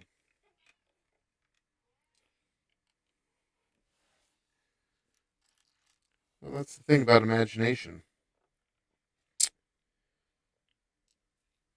You do not need to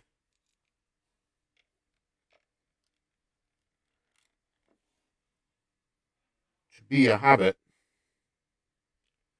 in order to understand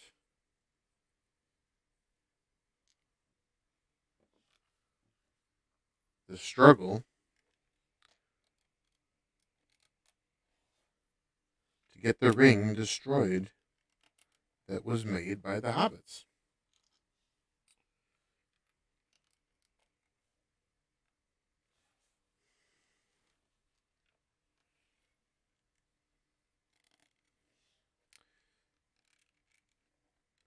I do not need to be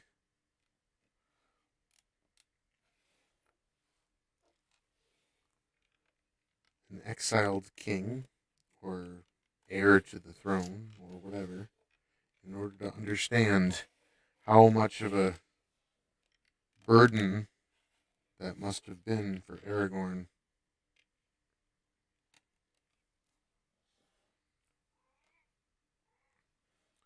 to live up to those standards.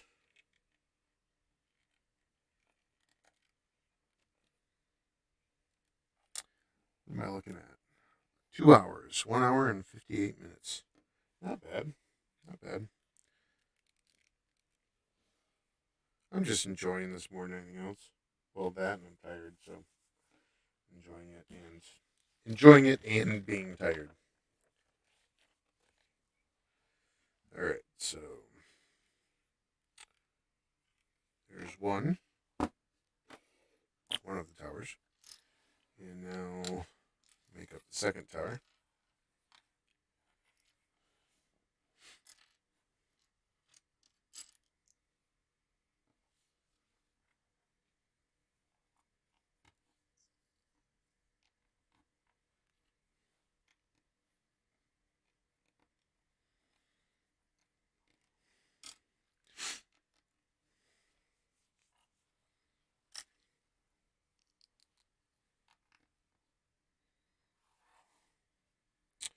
Okay, so this one's going to be backward from that one. So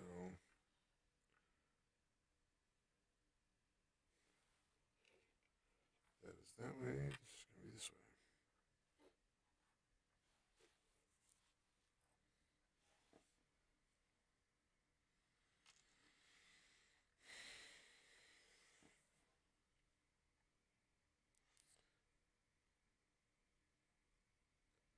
So Lego pieces parts that I was mentioning earlier that I can't get the door that I would like to get in order to fix this. I don't know whether or not they have anything similar still or not, but it wasn't on their site. Sometime I'll have to call up and talk to a customer service representative. Um, Speaking of which, the customer service representatives. So I picked up this. Don't fall over. Don't fall over. Stay. Stay. So I just picked up this. I got it from Amazon, and unfortunately, the box was trashed. So it was bent all to heck and torn into, and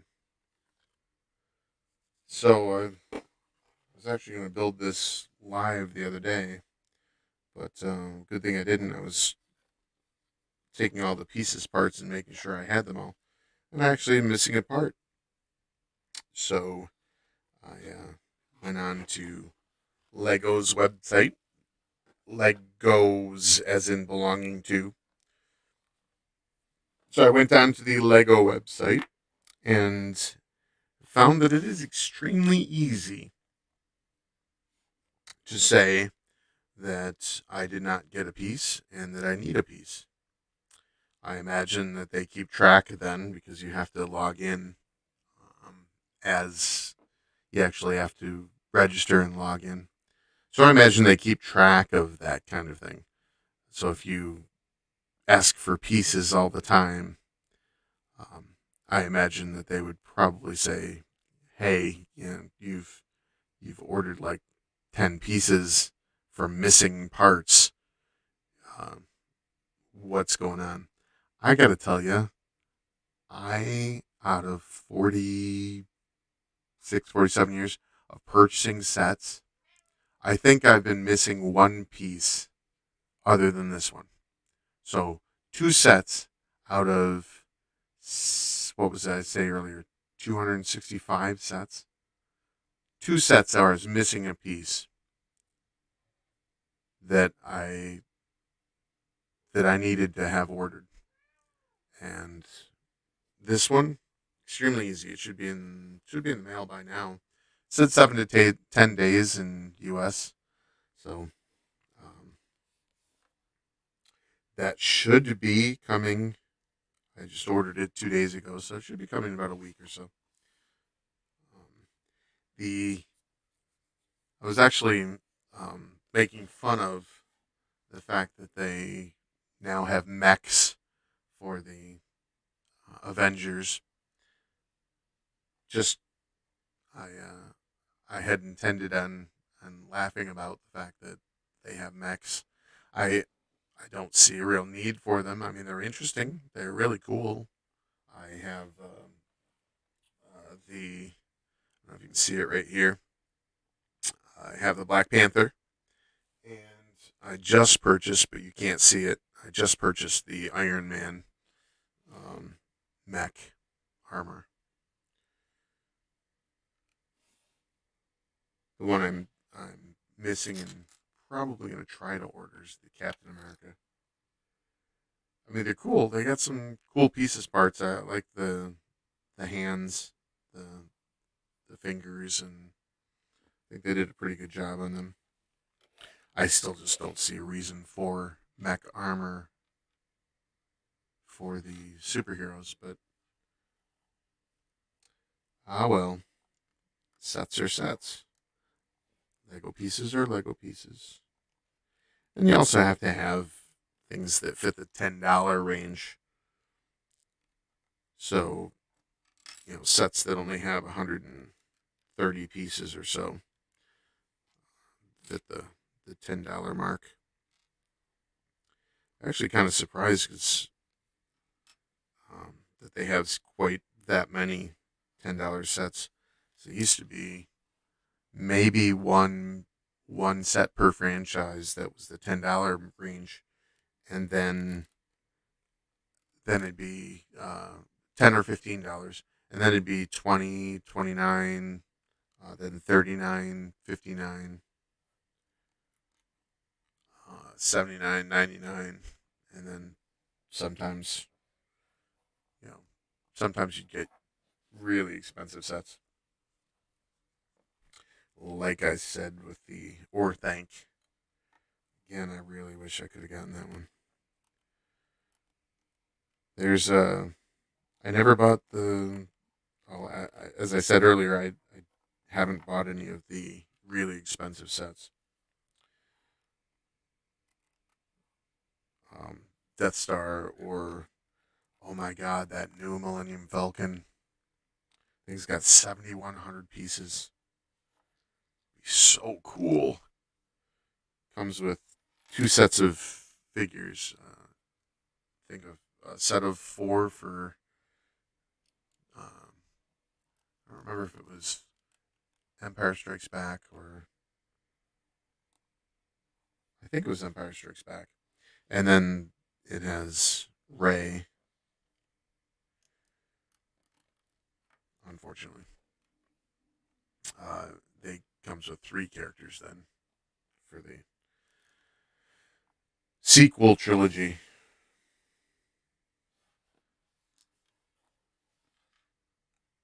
Let's see. That I need this direction, and then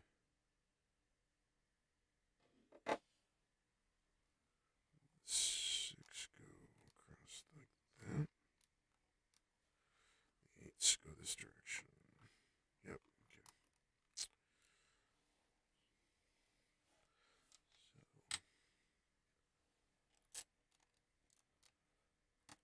Okay. Gotta have something to stand on. So we got our power floor.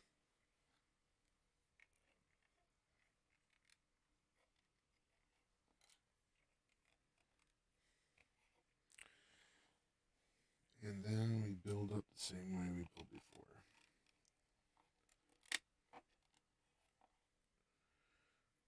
Those pieces cutting across.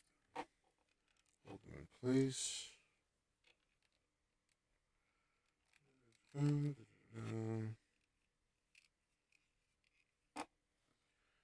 Pieces for the middle. One,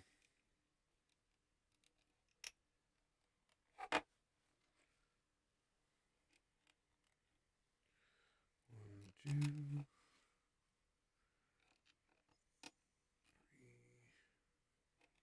three, four.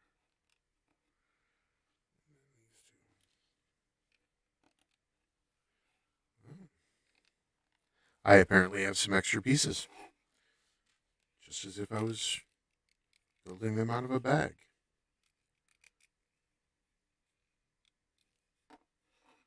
So, this one.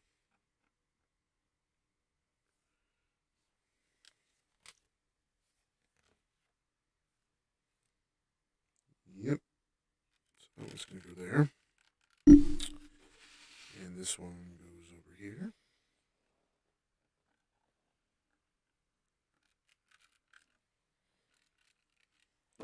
So, two of the towers.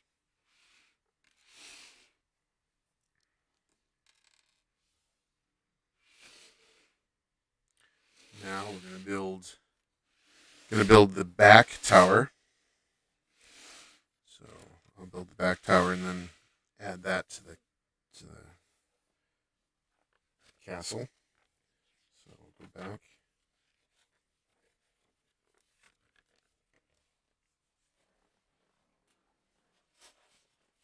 And then we do the front tower.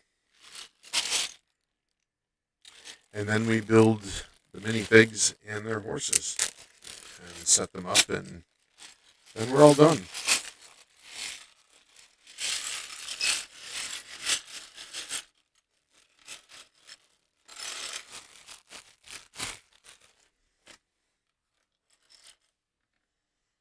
Alright.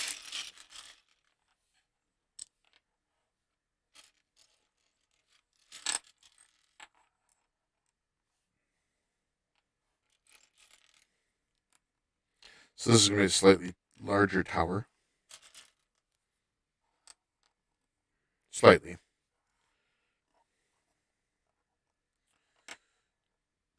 Actually has two levels.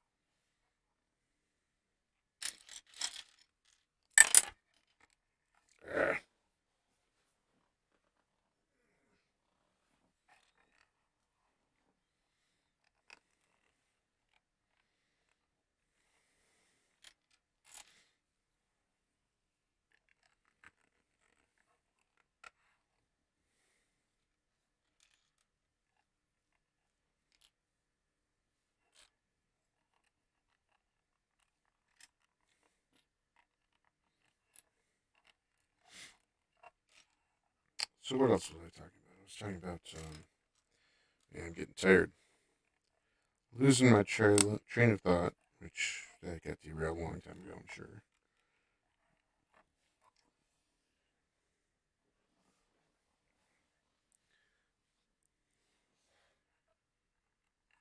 Cartoons. The Return of the King cartoon.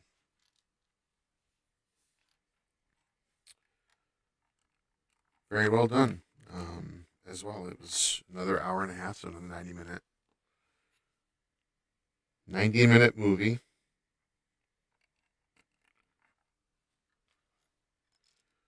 with Frodo of the Nine Fingers and the Ring of Doom.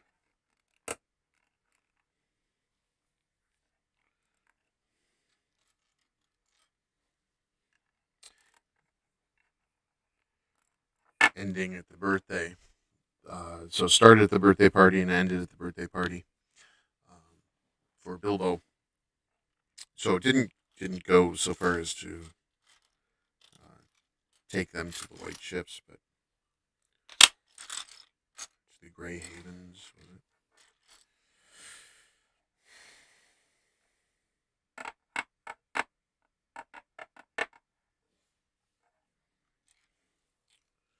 So it looks like I got some walls to build here. 1,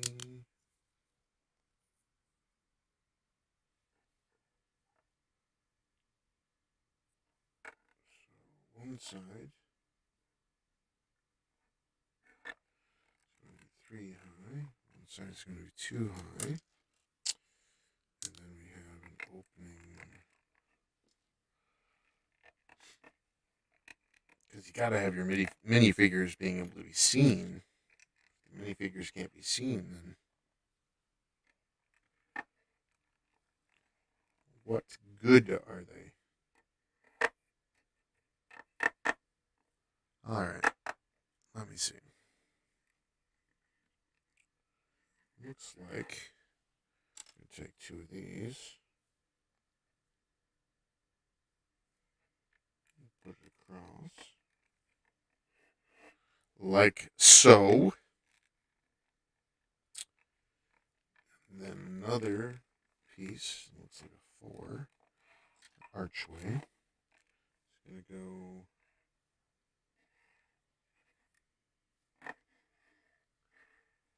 here. And then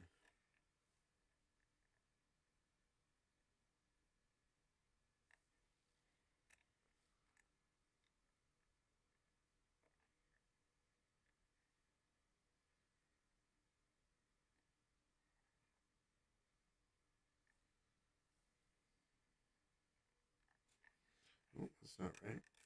I did something wrong. That's what I did wrong. I missed a couple pieces. Dim light, dim eyes. 3 in the morning. 3:17.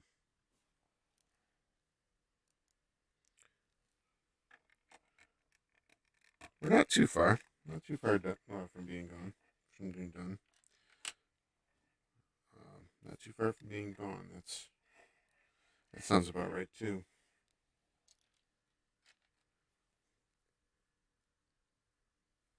Really wish I could sing. I sing when I'm making Legos from Lego sets for myself, or I tend to sing actually doing just about anything. I sing to myself. I change lyrics so that my wife hates the songs that she listens to because I have changed the lyrics and made them something they shouldn't be.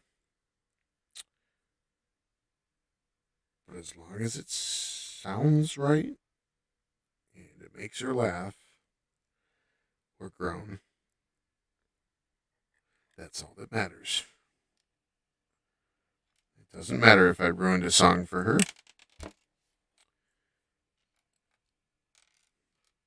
It will forever be remembered by her the wrong way from then on.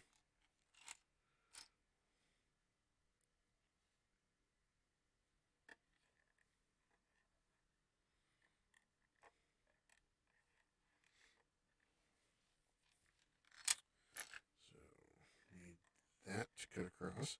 So what I got here is we got the front window.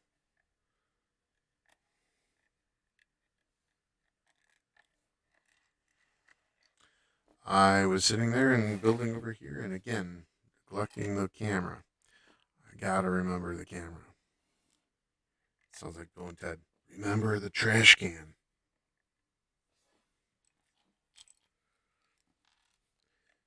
Makes no sense whatsoever. Remember the trash can. Where did the trash can come from? It's not like it was sitting on top of a doorway. Like if you filled a small bucket full of water, left the door partly ajar so that when somebody opens the door, the bucket comes and lands on you and water everywhere. Where did the trash can come from? Where? Remember the trash can. And drops down on top of his dad, trapping him inside the trash can. Love that movie. Love it. I can look around things like that. But again, makes no sense whatsoever. When you love a movie, when the movie's done well, when it evokes emotions, entertains, you can look beyond that kind of thing. If you end up with a crappy movie that does something like that, then you're like, what the hell? Why? Why am I still watching this?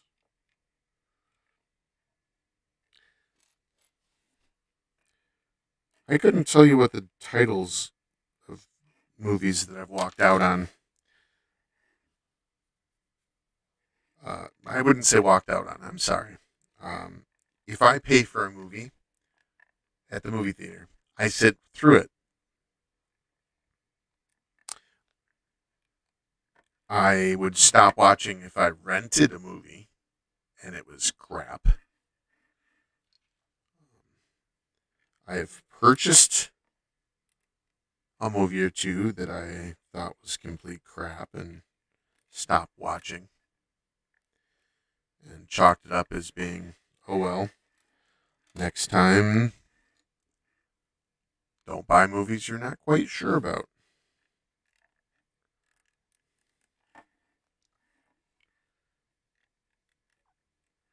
It's still less expensive than going to the theater and seeing it if you purchase one, so. I miss Blockbuster. What I liked about Blockbuster was being able to buy their used stuff. It's actually how I got The Hunt for Red October. It wasn't Blockbuster, but rental. The Hunt for Red October, when it came out, was a red plastic VHS tape. Red. VHS tapes were all black before then. I think another one ended up doing it after that. Might have been E.T. in a re-release. Something was green, but in this case, Hunt for Red October is red. And when it came out, it was not designed or not set up for being the casual viewer to watch it, purchase it and watch it. This one was $99. It was $100 for that movie because it was designed for the rental. So the only way you could make money off of it was to actually, if you purchased $100 movie, was to rent it out multiple times. What is it? $250 per, so 40 times. It was insane.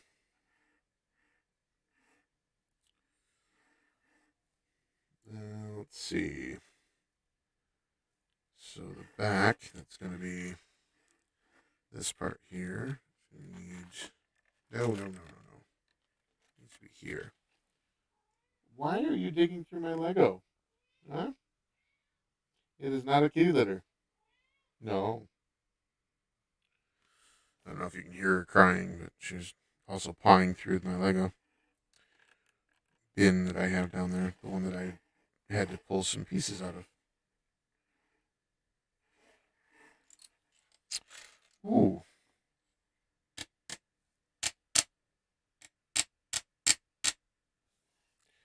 Am I missing another? Oh. Oh. Oh, no, that wasn't it. Wow. I must have been tired when I bagged these. I made that many mistakes.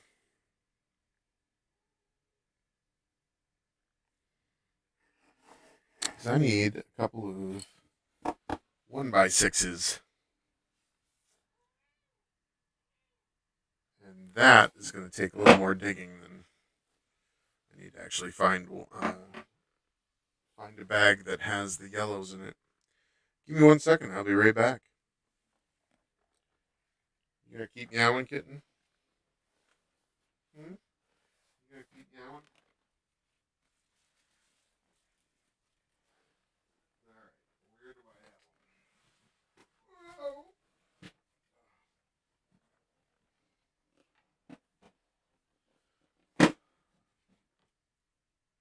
Not that one. Oh, is it under? I believe it's the box that's under all the others. Or I should say the tote. The tote that's under the others. Ah.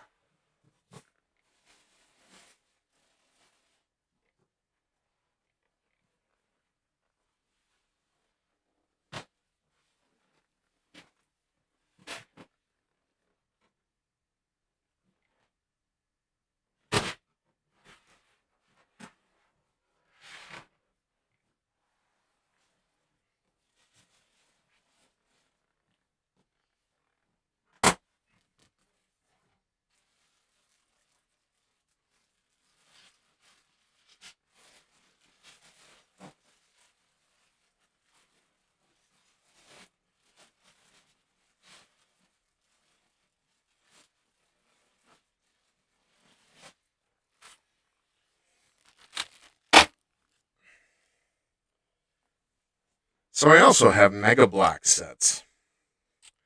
I have a bunch of fantasy sets with dragons, and I have a pretty good number of World of Warcraft Mega Block sets.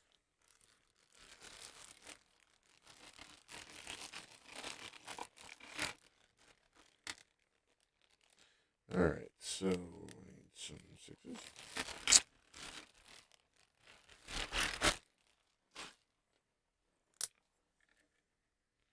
Now I can finish.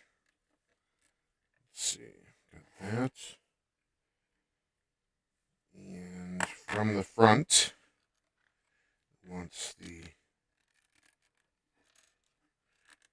floor to be that direction.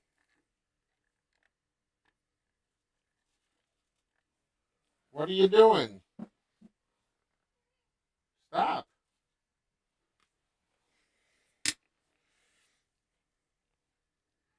She wants to play in the Lego too. How come you're the only one that can play with Lego? Would you buy him or something?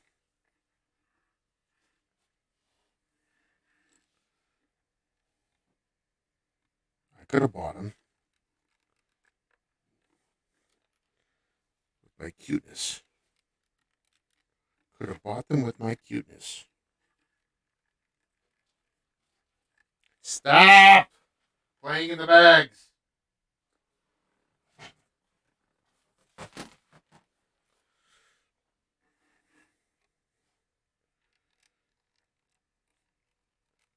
Start pawing through my Lego bags. Putting holes in them. That'd be good, wouldn't it? Pieces, parts everywhere. So I have three cats. I had three cats for a long time. Not these particular three, but when one of them moves on, we will we'll get another we get another one and replace. Not sure why, but yeah, three seems to be the magic number. We like female cats. We had a male before, and my wife and I, and they tend to like the spray. Not a big fan of the spray. I don't know anybody that is a big fan of the spray. All right, so here is the big tower. So the big tower now goes right onto the back. Make sure the pieces are stuck in there well. And it goes on around these pieces.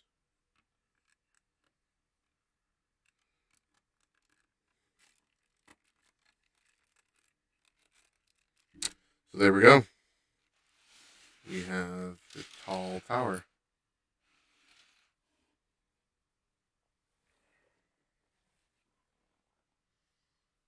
So all three towers on. Now we got to work on the front. So the tall tower in view of the back camera here.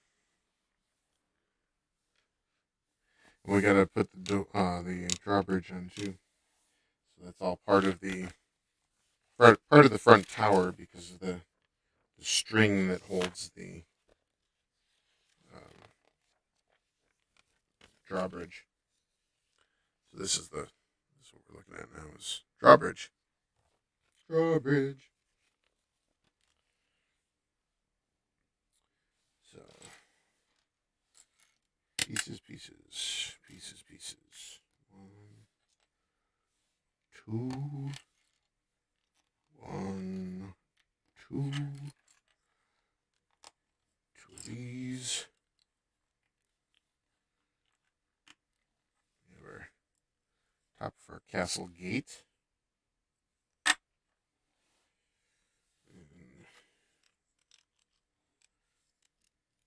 I don't know why they went yellow with the stand. I guess they really didn't want to have a gray front, but they still could have done the same style. But they didn't. They decided on something different. So, oops, can't put that on there yet. That's not part of it. Okay, so we have this. We have the crank. Pull the string out ways. And that actually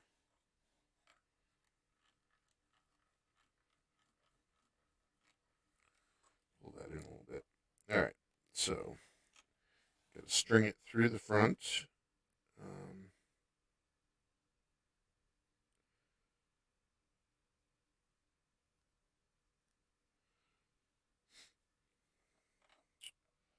drop that piece down in front of the winch.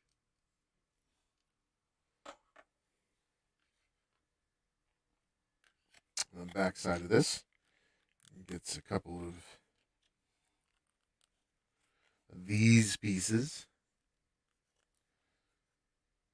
so that we have it's got a little hole in it so that we have something to pull the string through.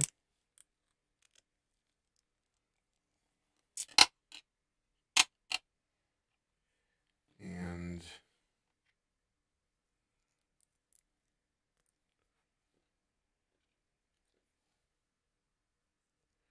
these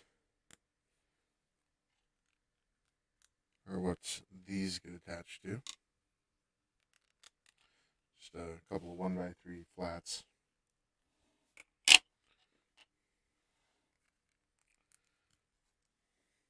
Sides to the drawbridge.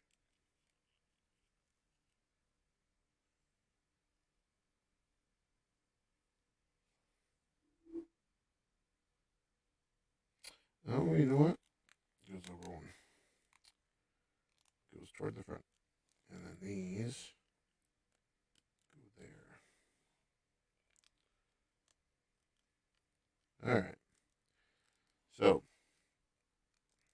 with those, we need to string down through and then turn it over. String it back up through.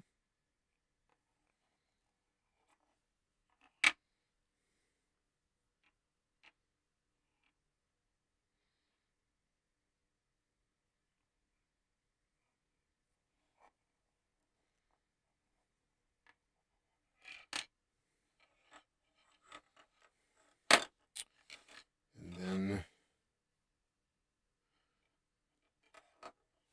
the extra just gets pulled across here and clamped down.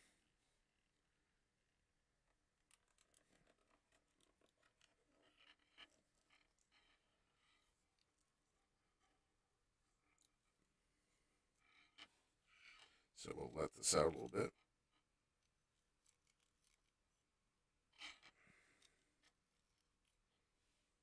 So we have more room to play.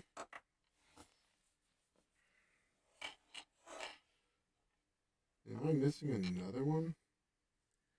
Man, I really did not do a good job with this one at all.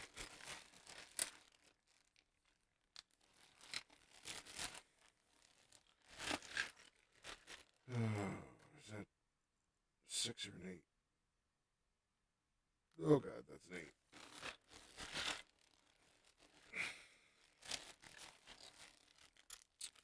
6 back. Pull an 8 out. Lots of 6s, lots of 6s, lots of 6s.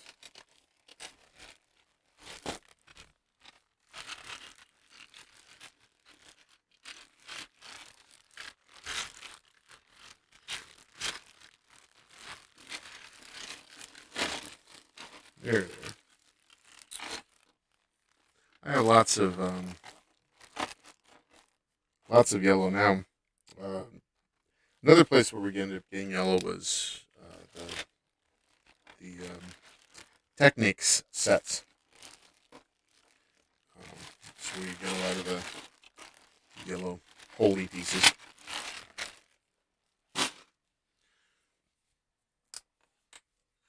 It looks like I grabbed 2, even though I need 1. I really am not doing well with this. So, looks like I do have enough pieces here, though.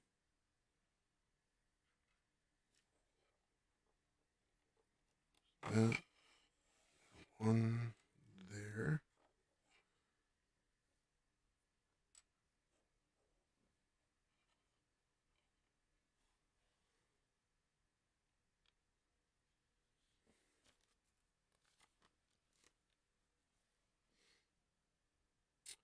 Nope.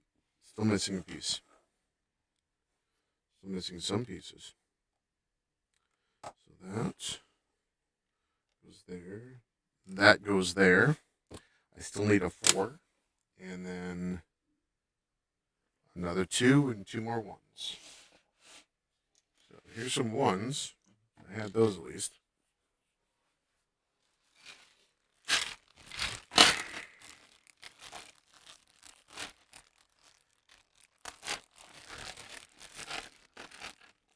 Who needs professionalism when you have enjoyment for Lego? It's Lego. I mean, how can you go wrong? It's Lego.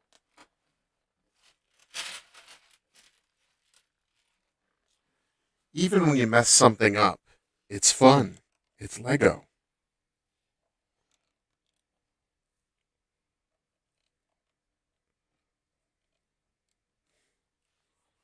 All right, so there's that. Now we can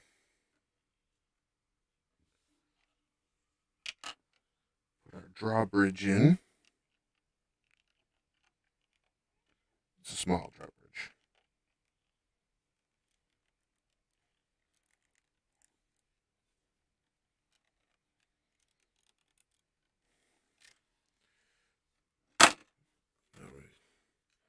Tack on the front.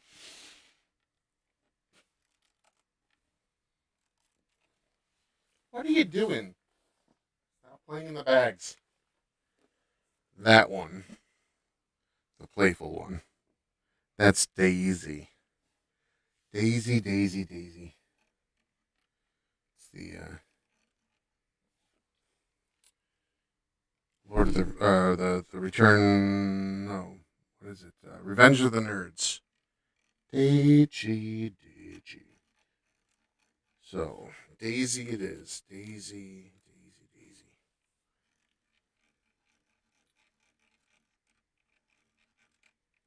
There we go. So it doesn't completely close, but I'll tell you what, at the time when this thing came out, this castle was so cool. It still is cool. I mean, look at that. Look at the view on that. Let the drawbridge down. And the camera over here.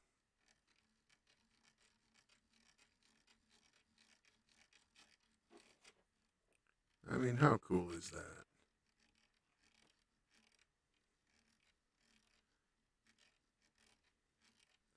Alright, so now we just have the minifigs left.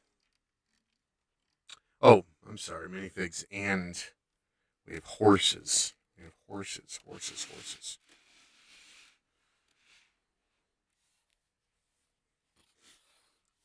We have a flag. So, castle's done. That's the castle. See if I can get a good picture of it there. The castle's been built. Now comes the horses. The horses and the men. The horses are pretty easy.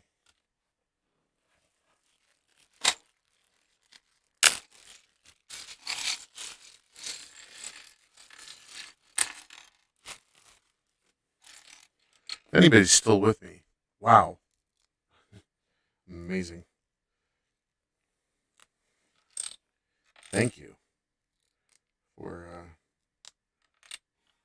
watching. Thank you for. I mean, you might have just clicked through to watch it being built. You might have actually watched it at full speed. Might have watched it at double speed, or well, 1.5 times speed. Um, but if you sat and listened to me this whole time, I'm sorry, but I appreciate it. You have incredible stamina. Your staying power is legendary. Legend, wait for it, dairy. Whoa, lost one of my cameras. Let's camera back up. There we go. All right. Apparently doesn't like.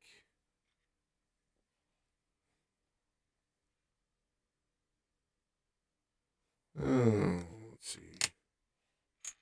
Am I missing one thing on the white horse. I'm missing one of those square flat pieces.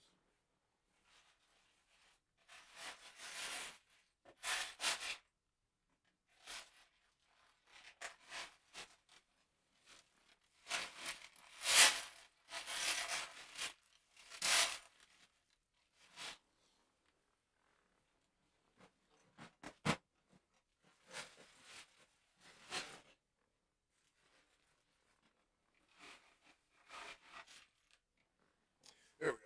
All right. So we start out with a couple of legs. So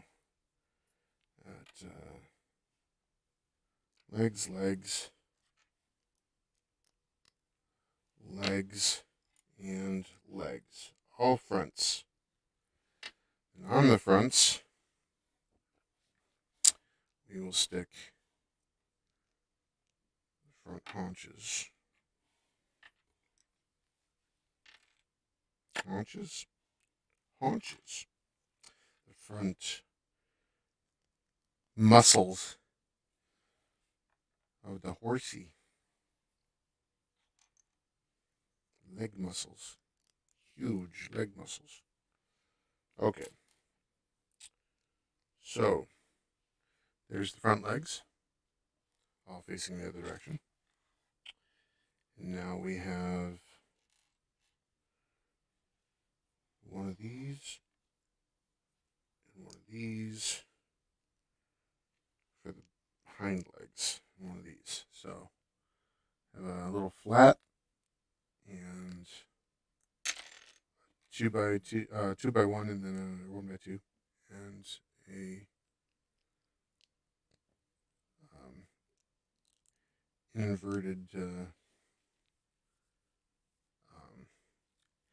inverted slanted piece.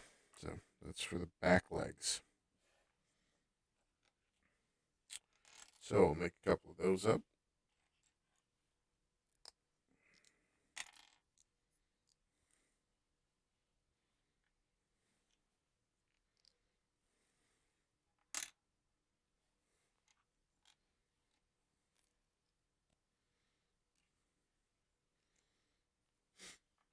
Here we go. And the white horse. White horse. Okay. Now,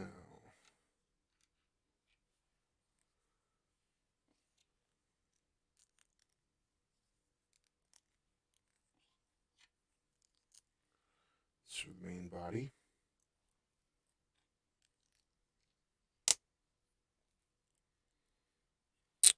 Then the neck.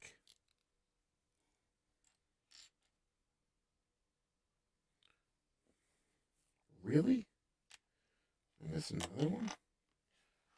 Ah.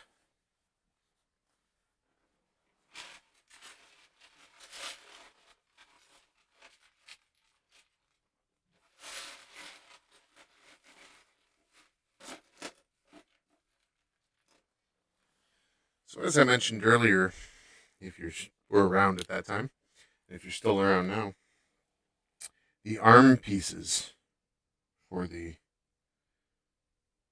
let's see if I can get it better in this one. The arm pieces for the old figures, Lego figures. This is the front. The hand actually would go into that hole there.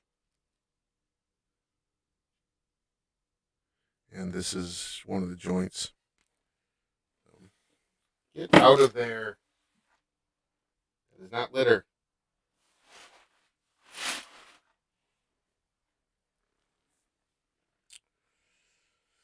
I'll keep that there. All right. So this is for the neck and the head. Would you get out of there?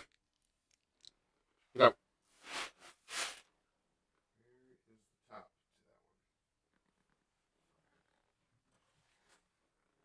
Look out.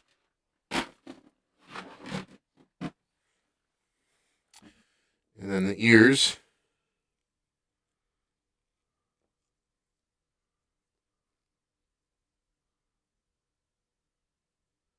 So when you add it all together,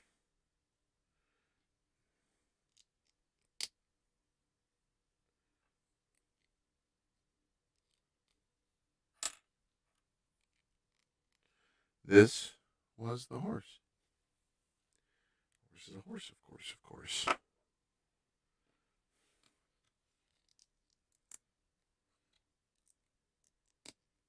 So we're just going to quickly add these together so I can get on to the people.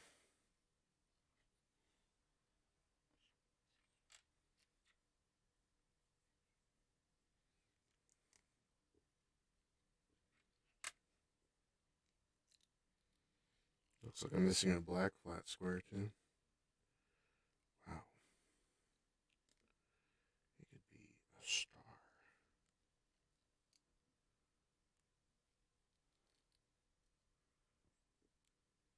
It's not going in there correctly. Come on. Does not want to fit. There we go. Oh, it's really late and I'm really tired.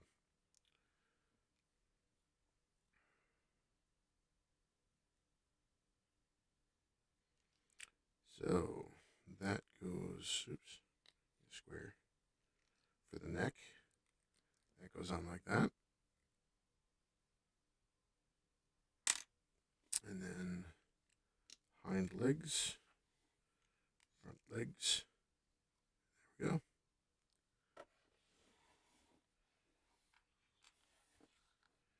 And I am missing two flat squares.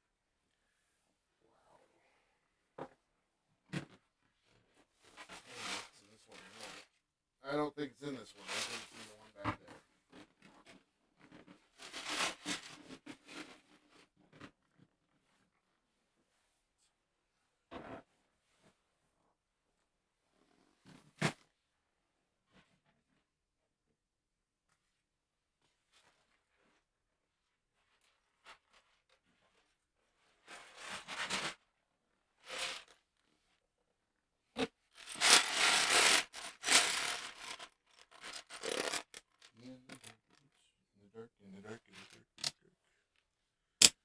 That one. Looks like I got him.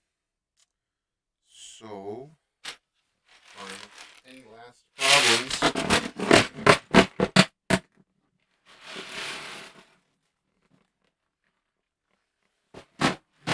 be good. Now I gotta pull this stuff away. Alright, so two flat 4x4s together, separated by 2x2, and another 4x2. Did I say 4x4s? 4x2s. Put the butt, we put the neck, grab one of these. So we grab one. The heck? I just mentioned I needed two, didn't I? Wow.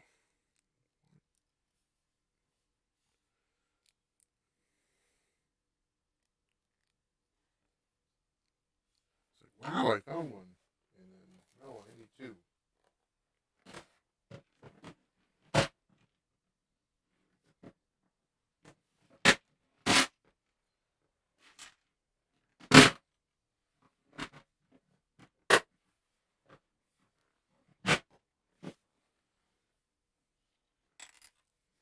Okay, another two of these together,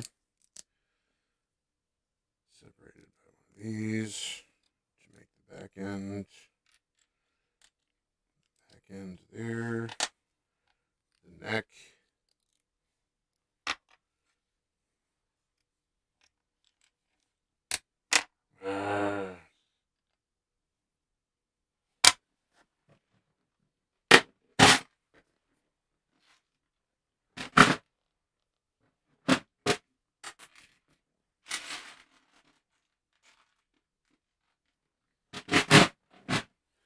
Again, if I was not so organized in my disorganization, finding those pieces would have taken forever. We're looking at almost 3 hours. Wow.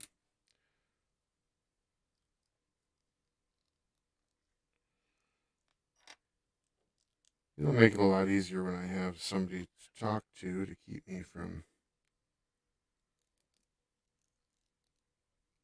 spending lots of time talking about things I don't need to talk about.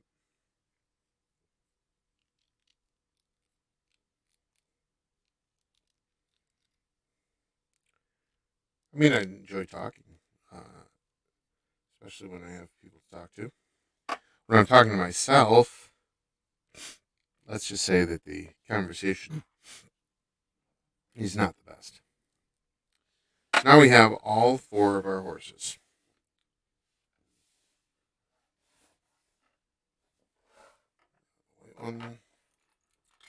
Okay. So we have all four of our horses. And now we're going to put together the minifigures. Most of these I already have. At least I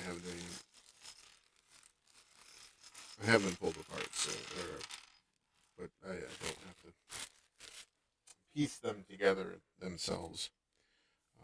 It's easy what to do.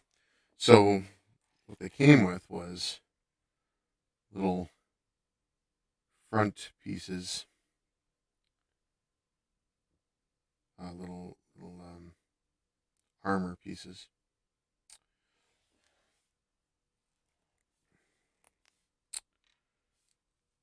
So I have 6 of these guards that have cool helmets on.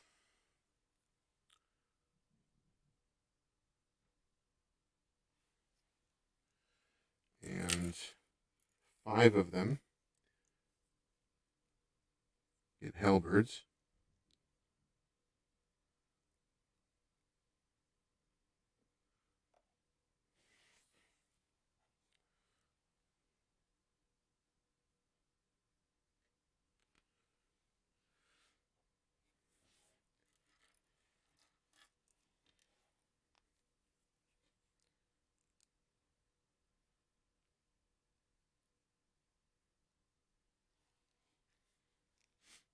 So another one with the halberd.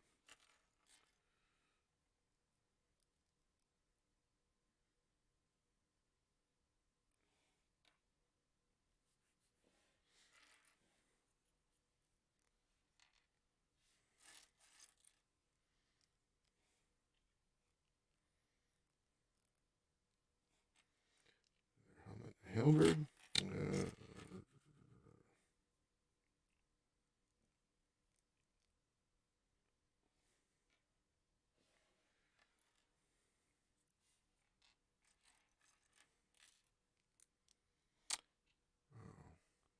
Something you may notice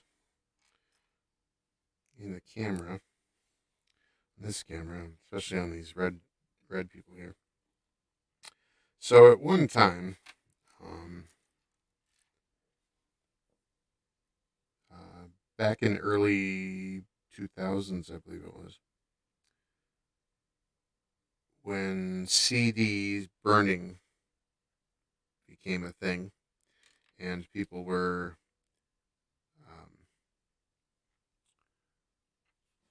they were sitting there and they'd make labels. They'd have label makers, and in the labels, would be stickers that you print on. Your printer prints on. Well, I didn't specifically care that much to make labels for my CDs, but what I did like about the labels themselves, was the ability to print them and stick them to Lego minifigs. So, when I had the ability to make the Harry Potter Quidditch team, I printed up some sweater fronts for them. So in doing so, I ended up using my red figures from this set,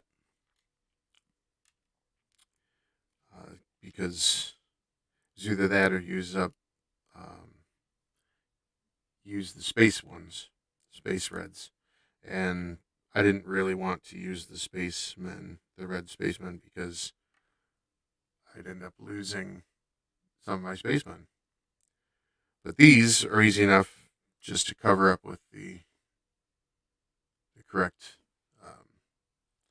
chest piece. So it covers it up nicely.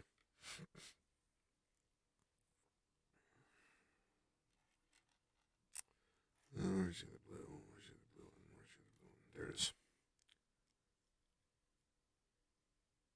In fact, along the sides of the blue, you can actually see a little bit of yellow. See a little bit of yellow. His arms back. A little bit of yellow along the sides. But otherwise, wouldn't even know.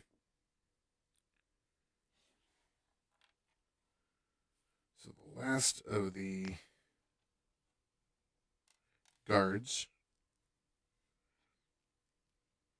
since I got sidetracked, put the helmet on, and this one gets a sword and shield.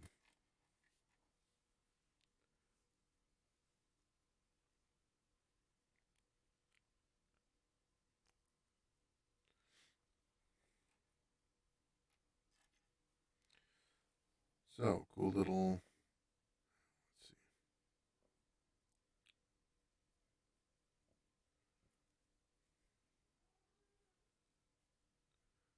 Cool little sword and shield.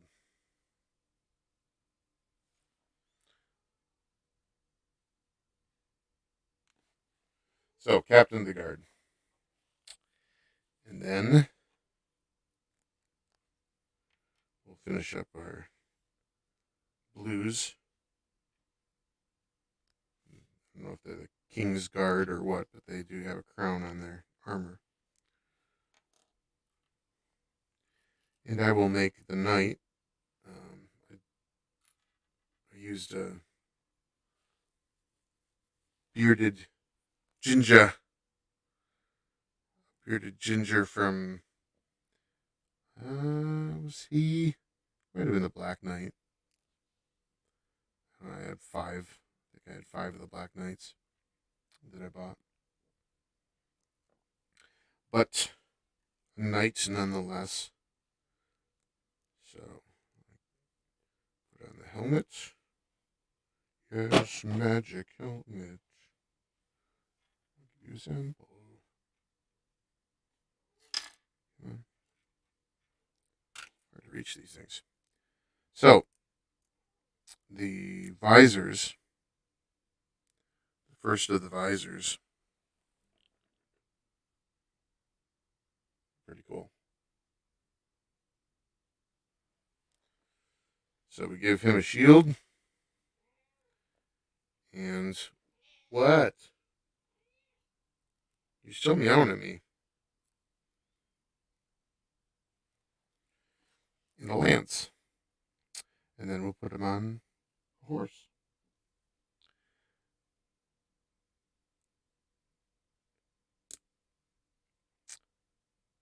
Now, because he is the King's Knight, and he's also, I think, the only one that has a goatee, I'm actually going to put him on the white horse so that he stands out.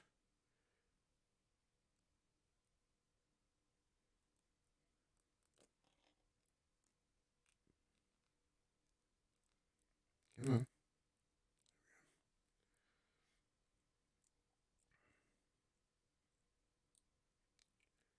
Oh, come on.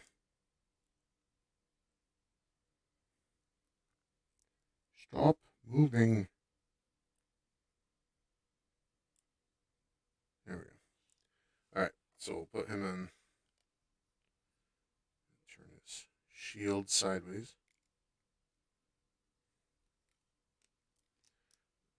Put him on. There we go. So.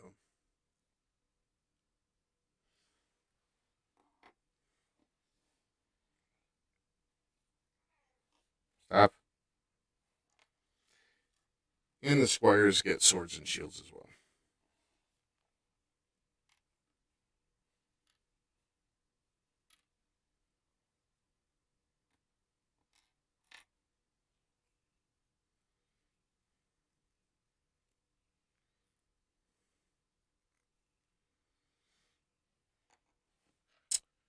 Let's see. Looks like the black guy gets chevrons.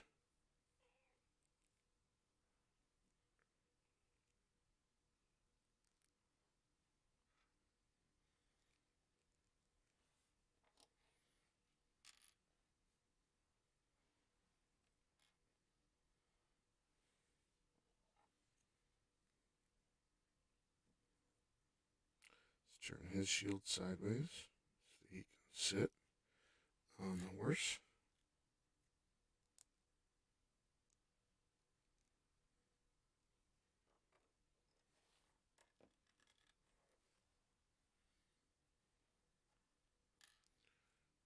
And the white guys get the.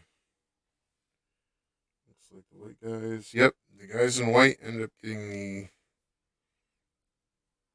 Templar type armor.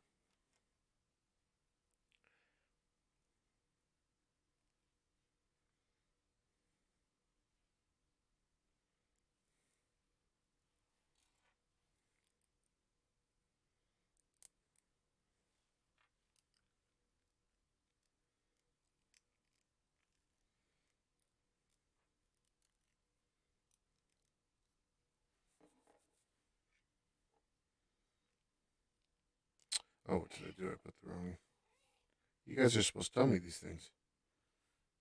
Kitten, what are you trying to do? Are you hungry or something? The wrong helmet on this guy. And black visor.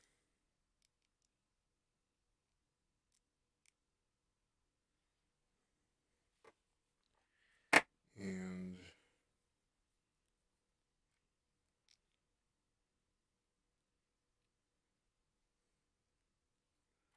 red visor.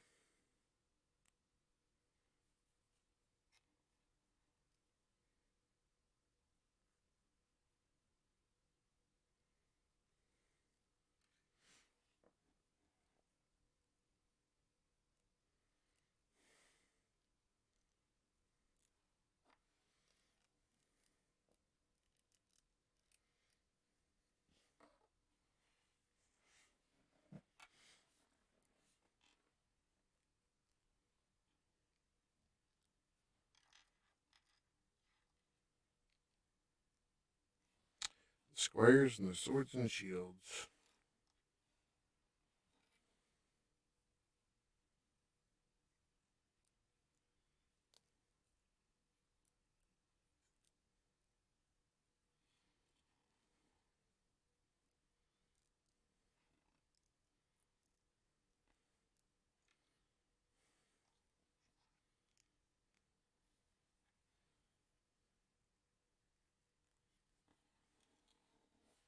Oh my god, one guy left.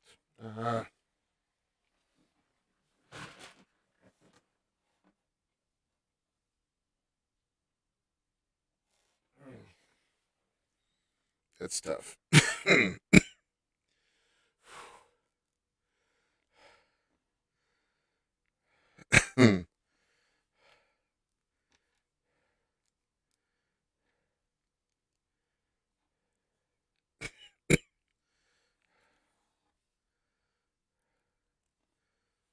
Last helmet is magic helmets.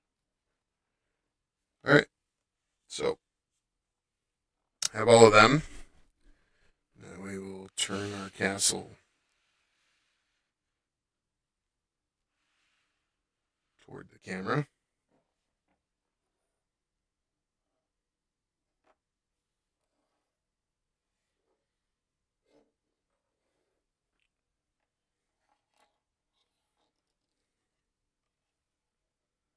We have our knights and their squires.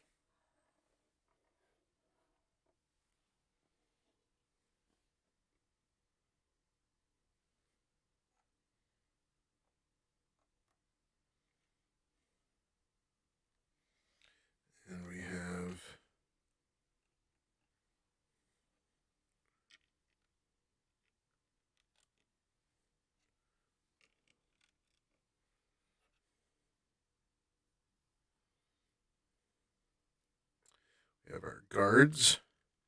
Yeah, we're guards. We're guards.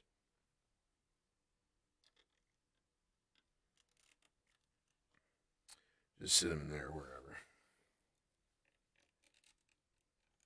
Actually, you know what? We're going to take this guy with the sword and put him up, or the shield and put him up on top.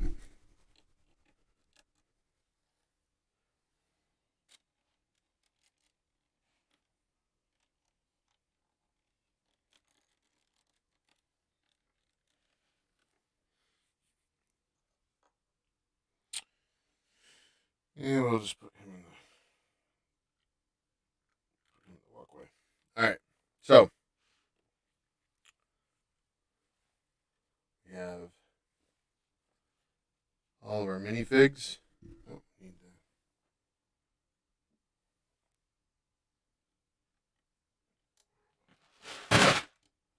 That sounds like Legos. Yep. All right. So now we have all of our minifigs set up with the castle. Let's see if I can set this back a little bit. There we go. Laptop in the background is the other camera. Water bottle on there. There we go.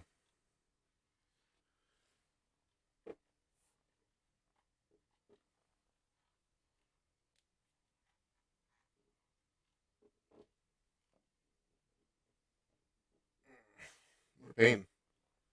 All right. Probably wouldn't have been so bad if I made sure that I had all the pieces parts correctly instead of apparently being just as tired last time as I am this time. 3 hours and 9 minutes. Holy cow. Well, one way or the other, it's done.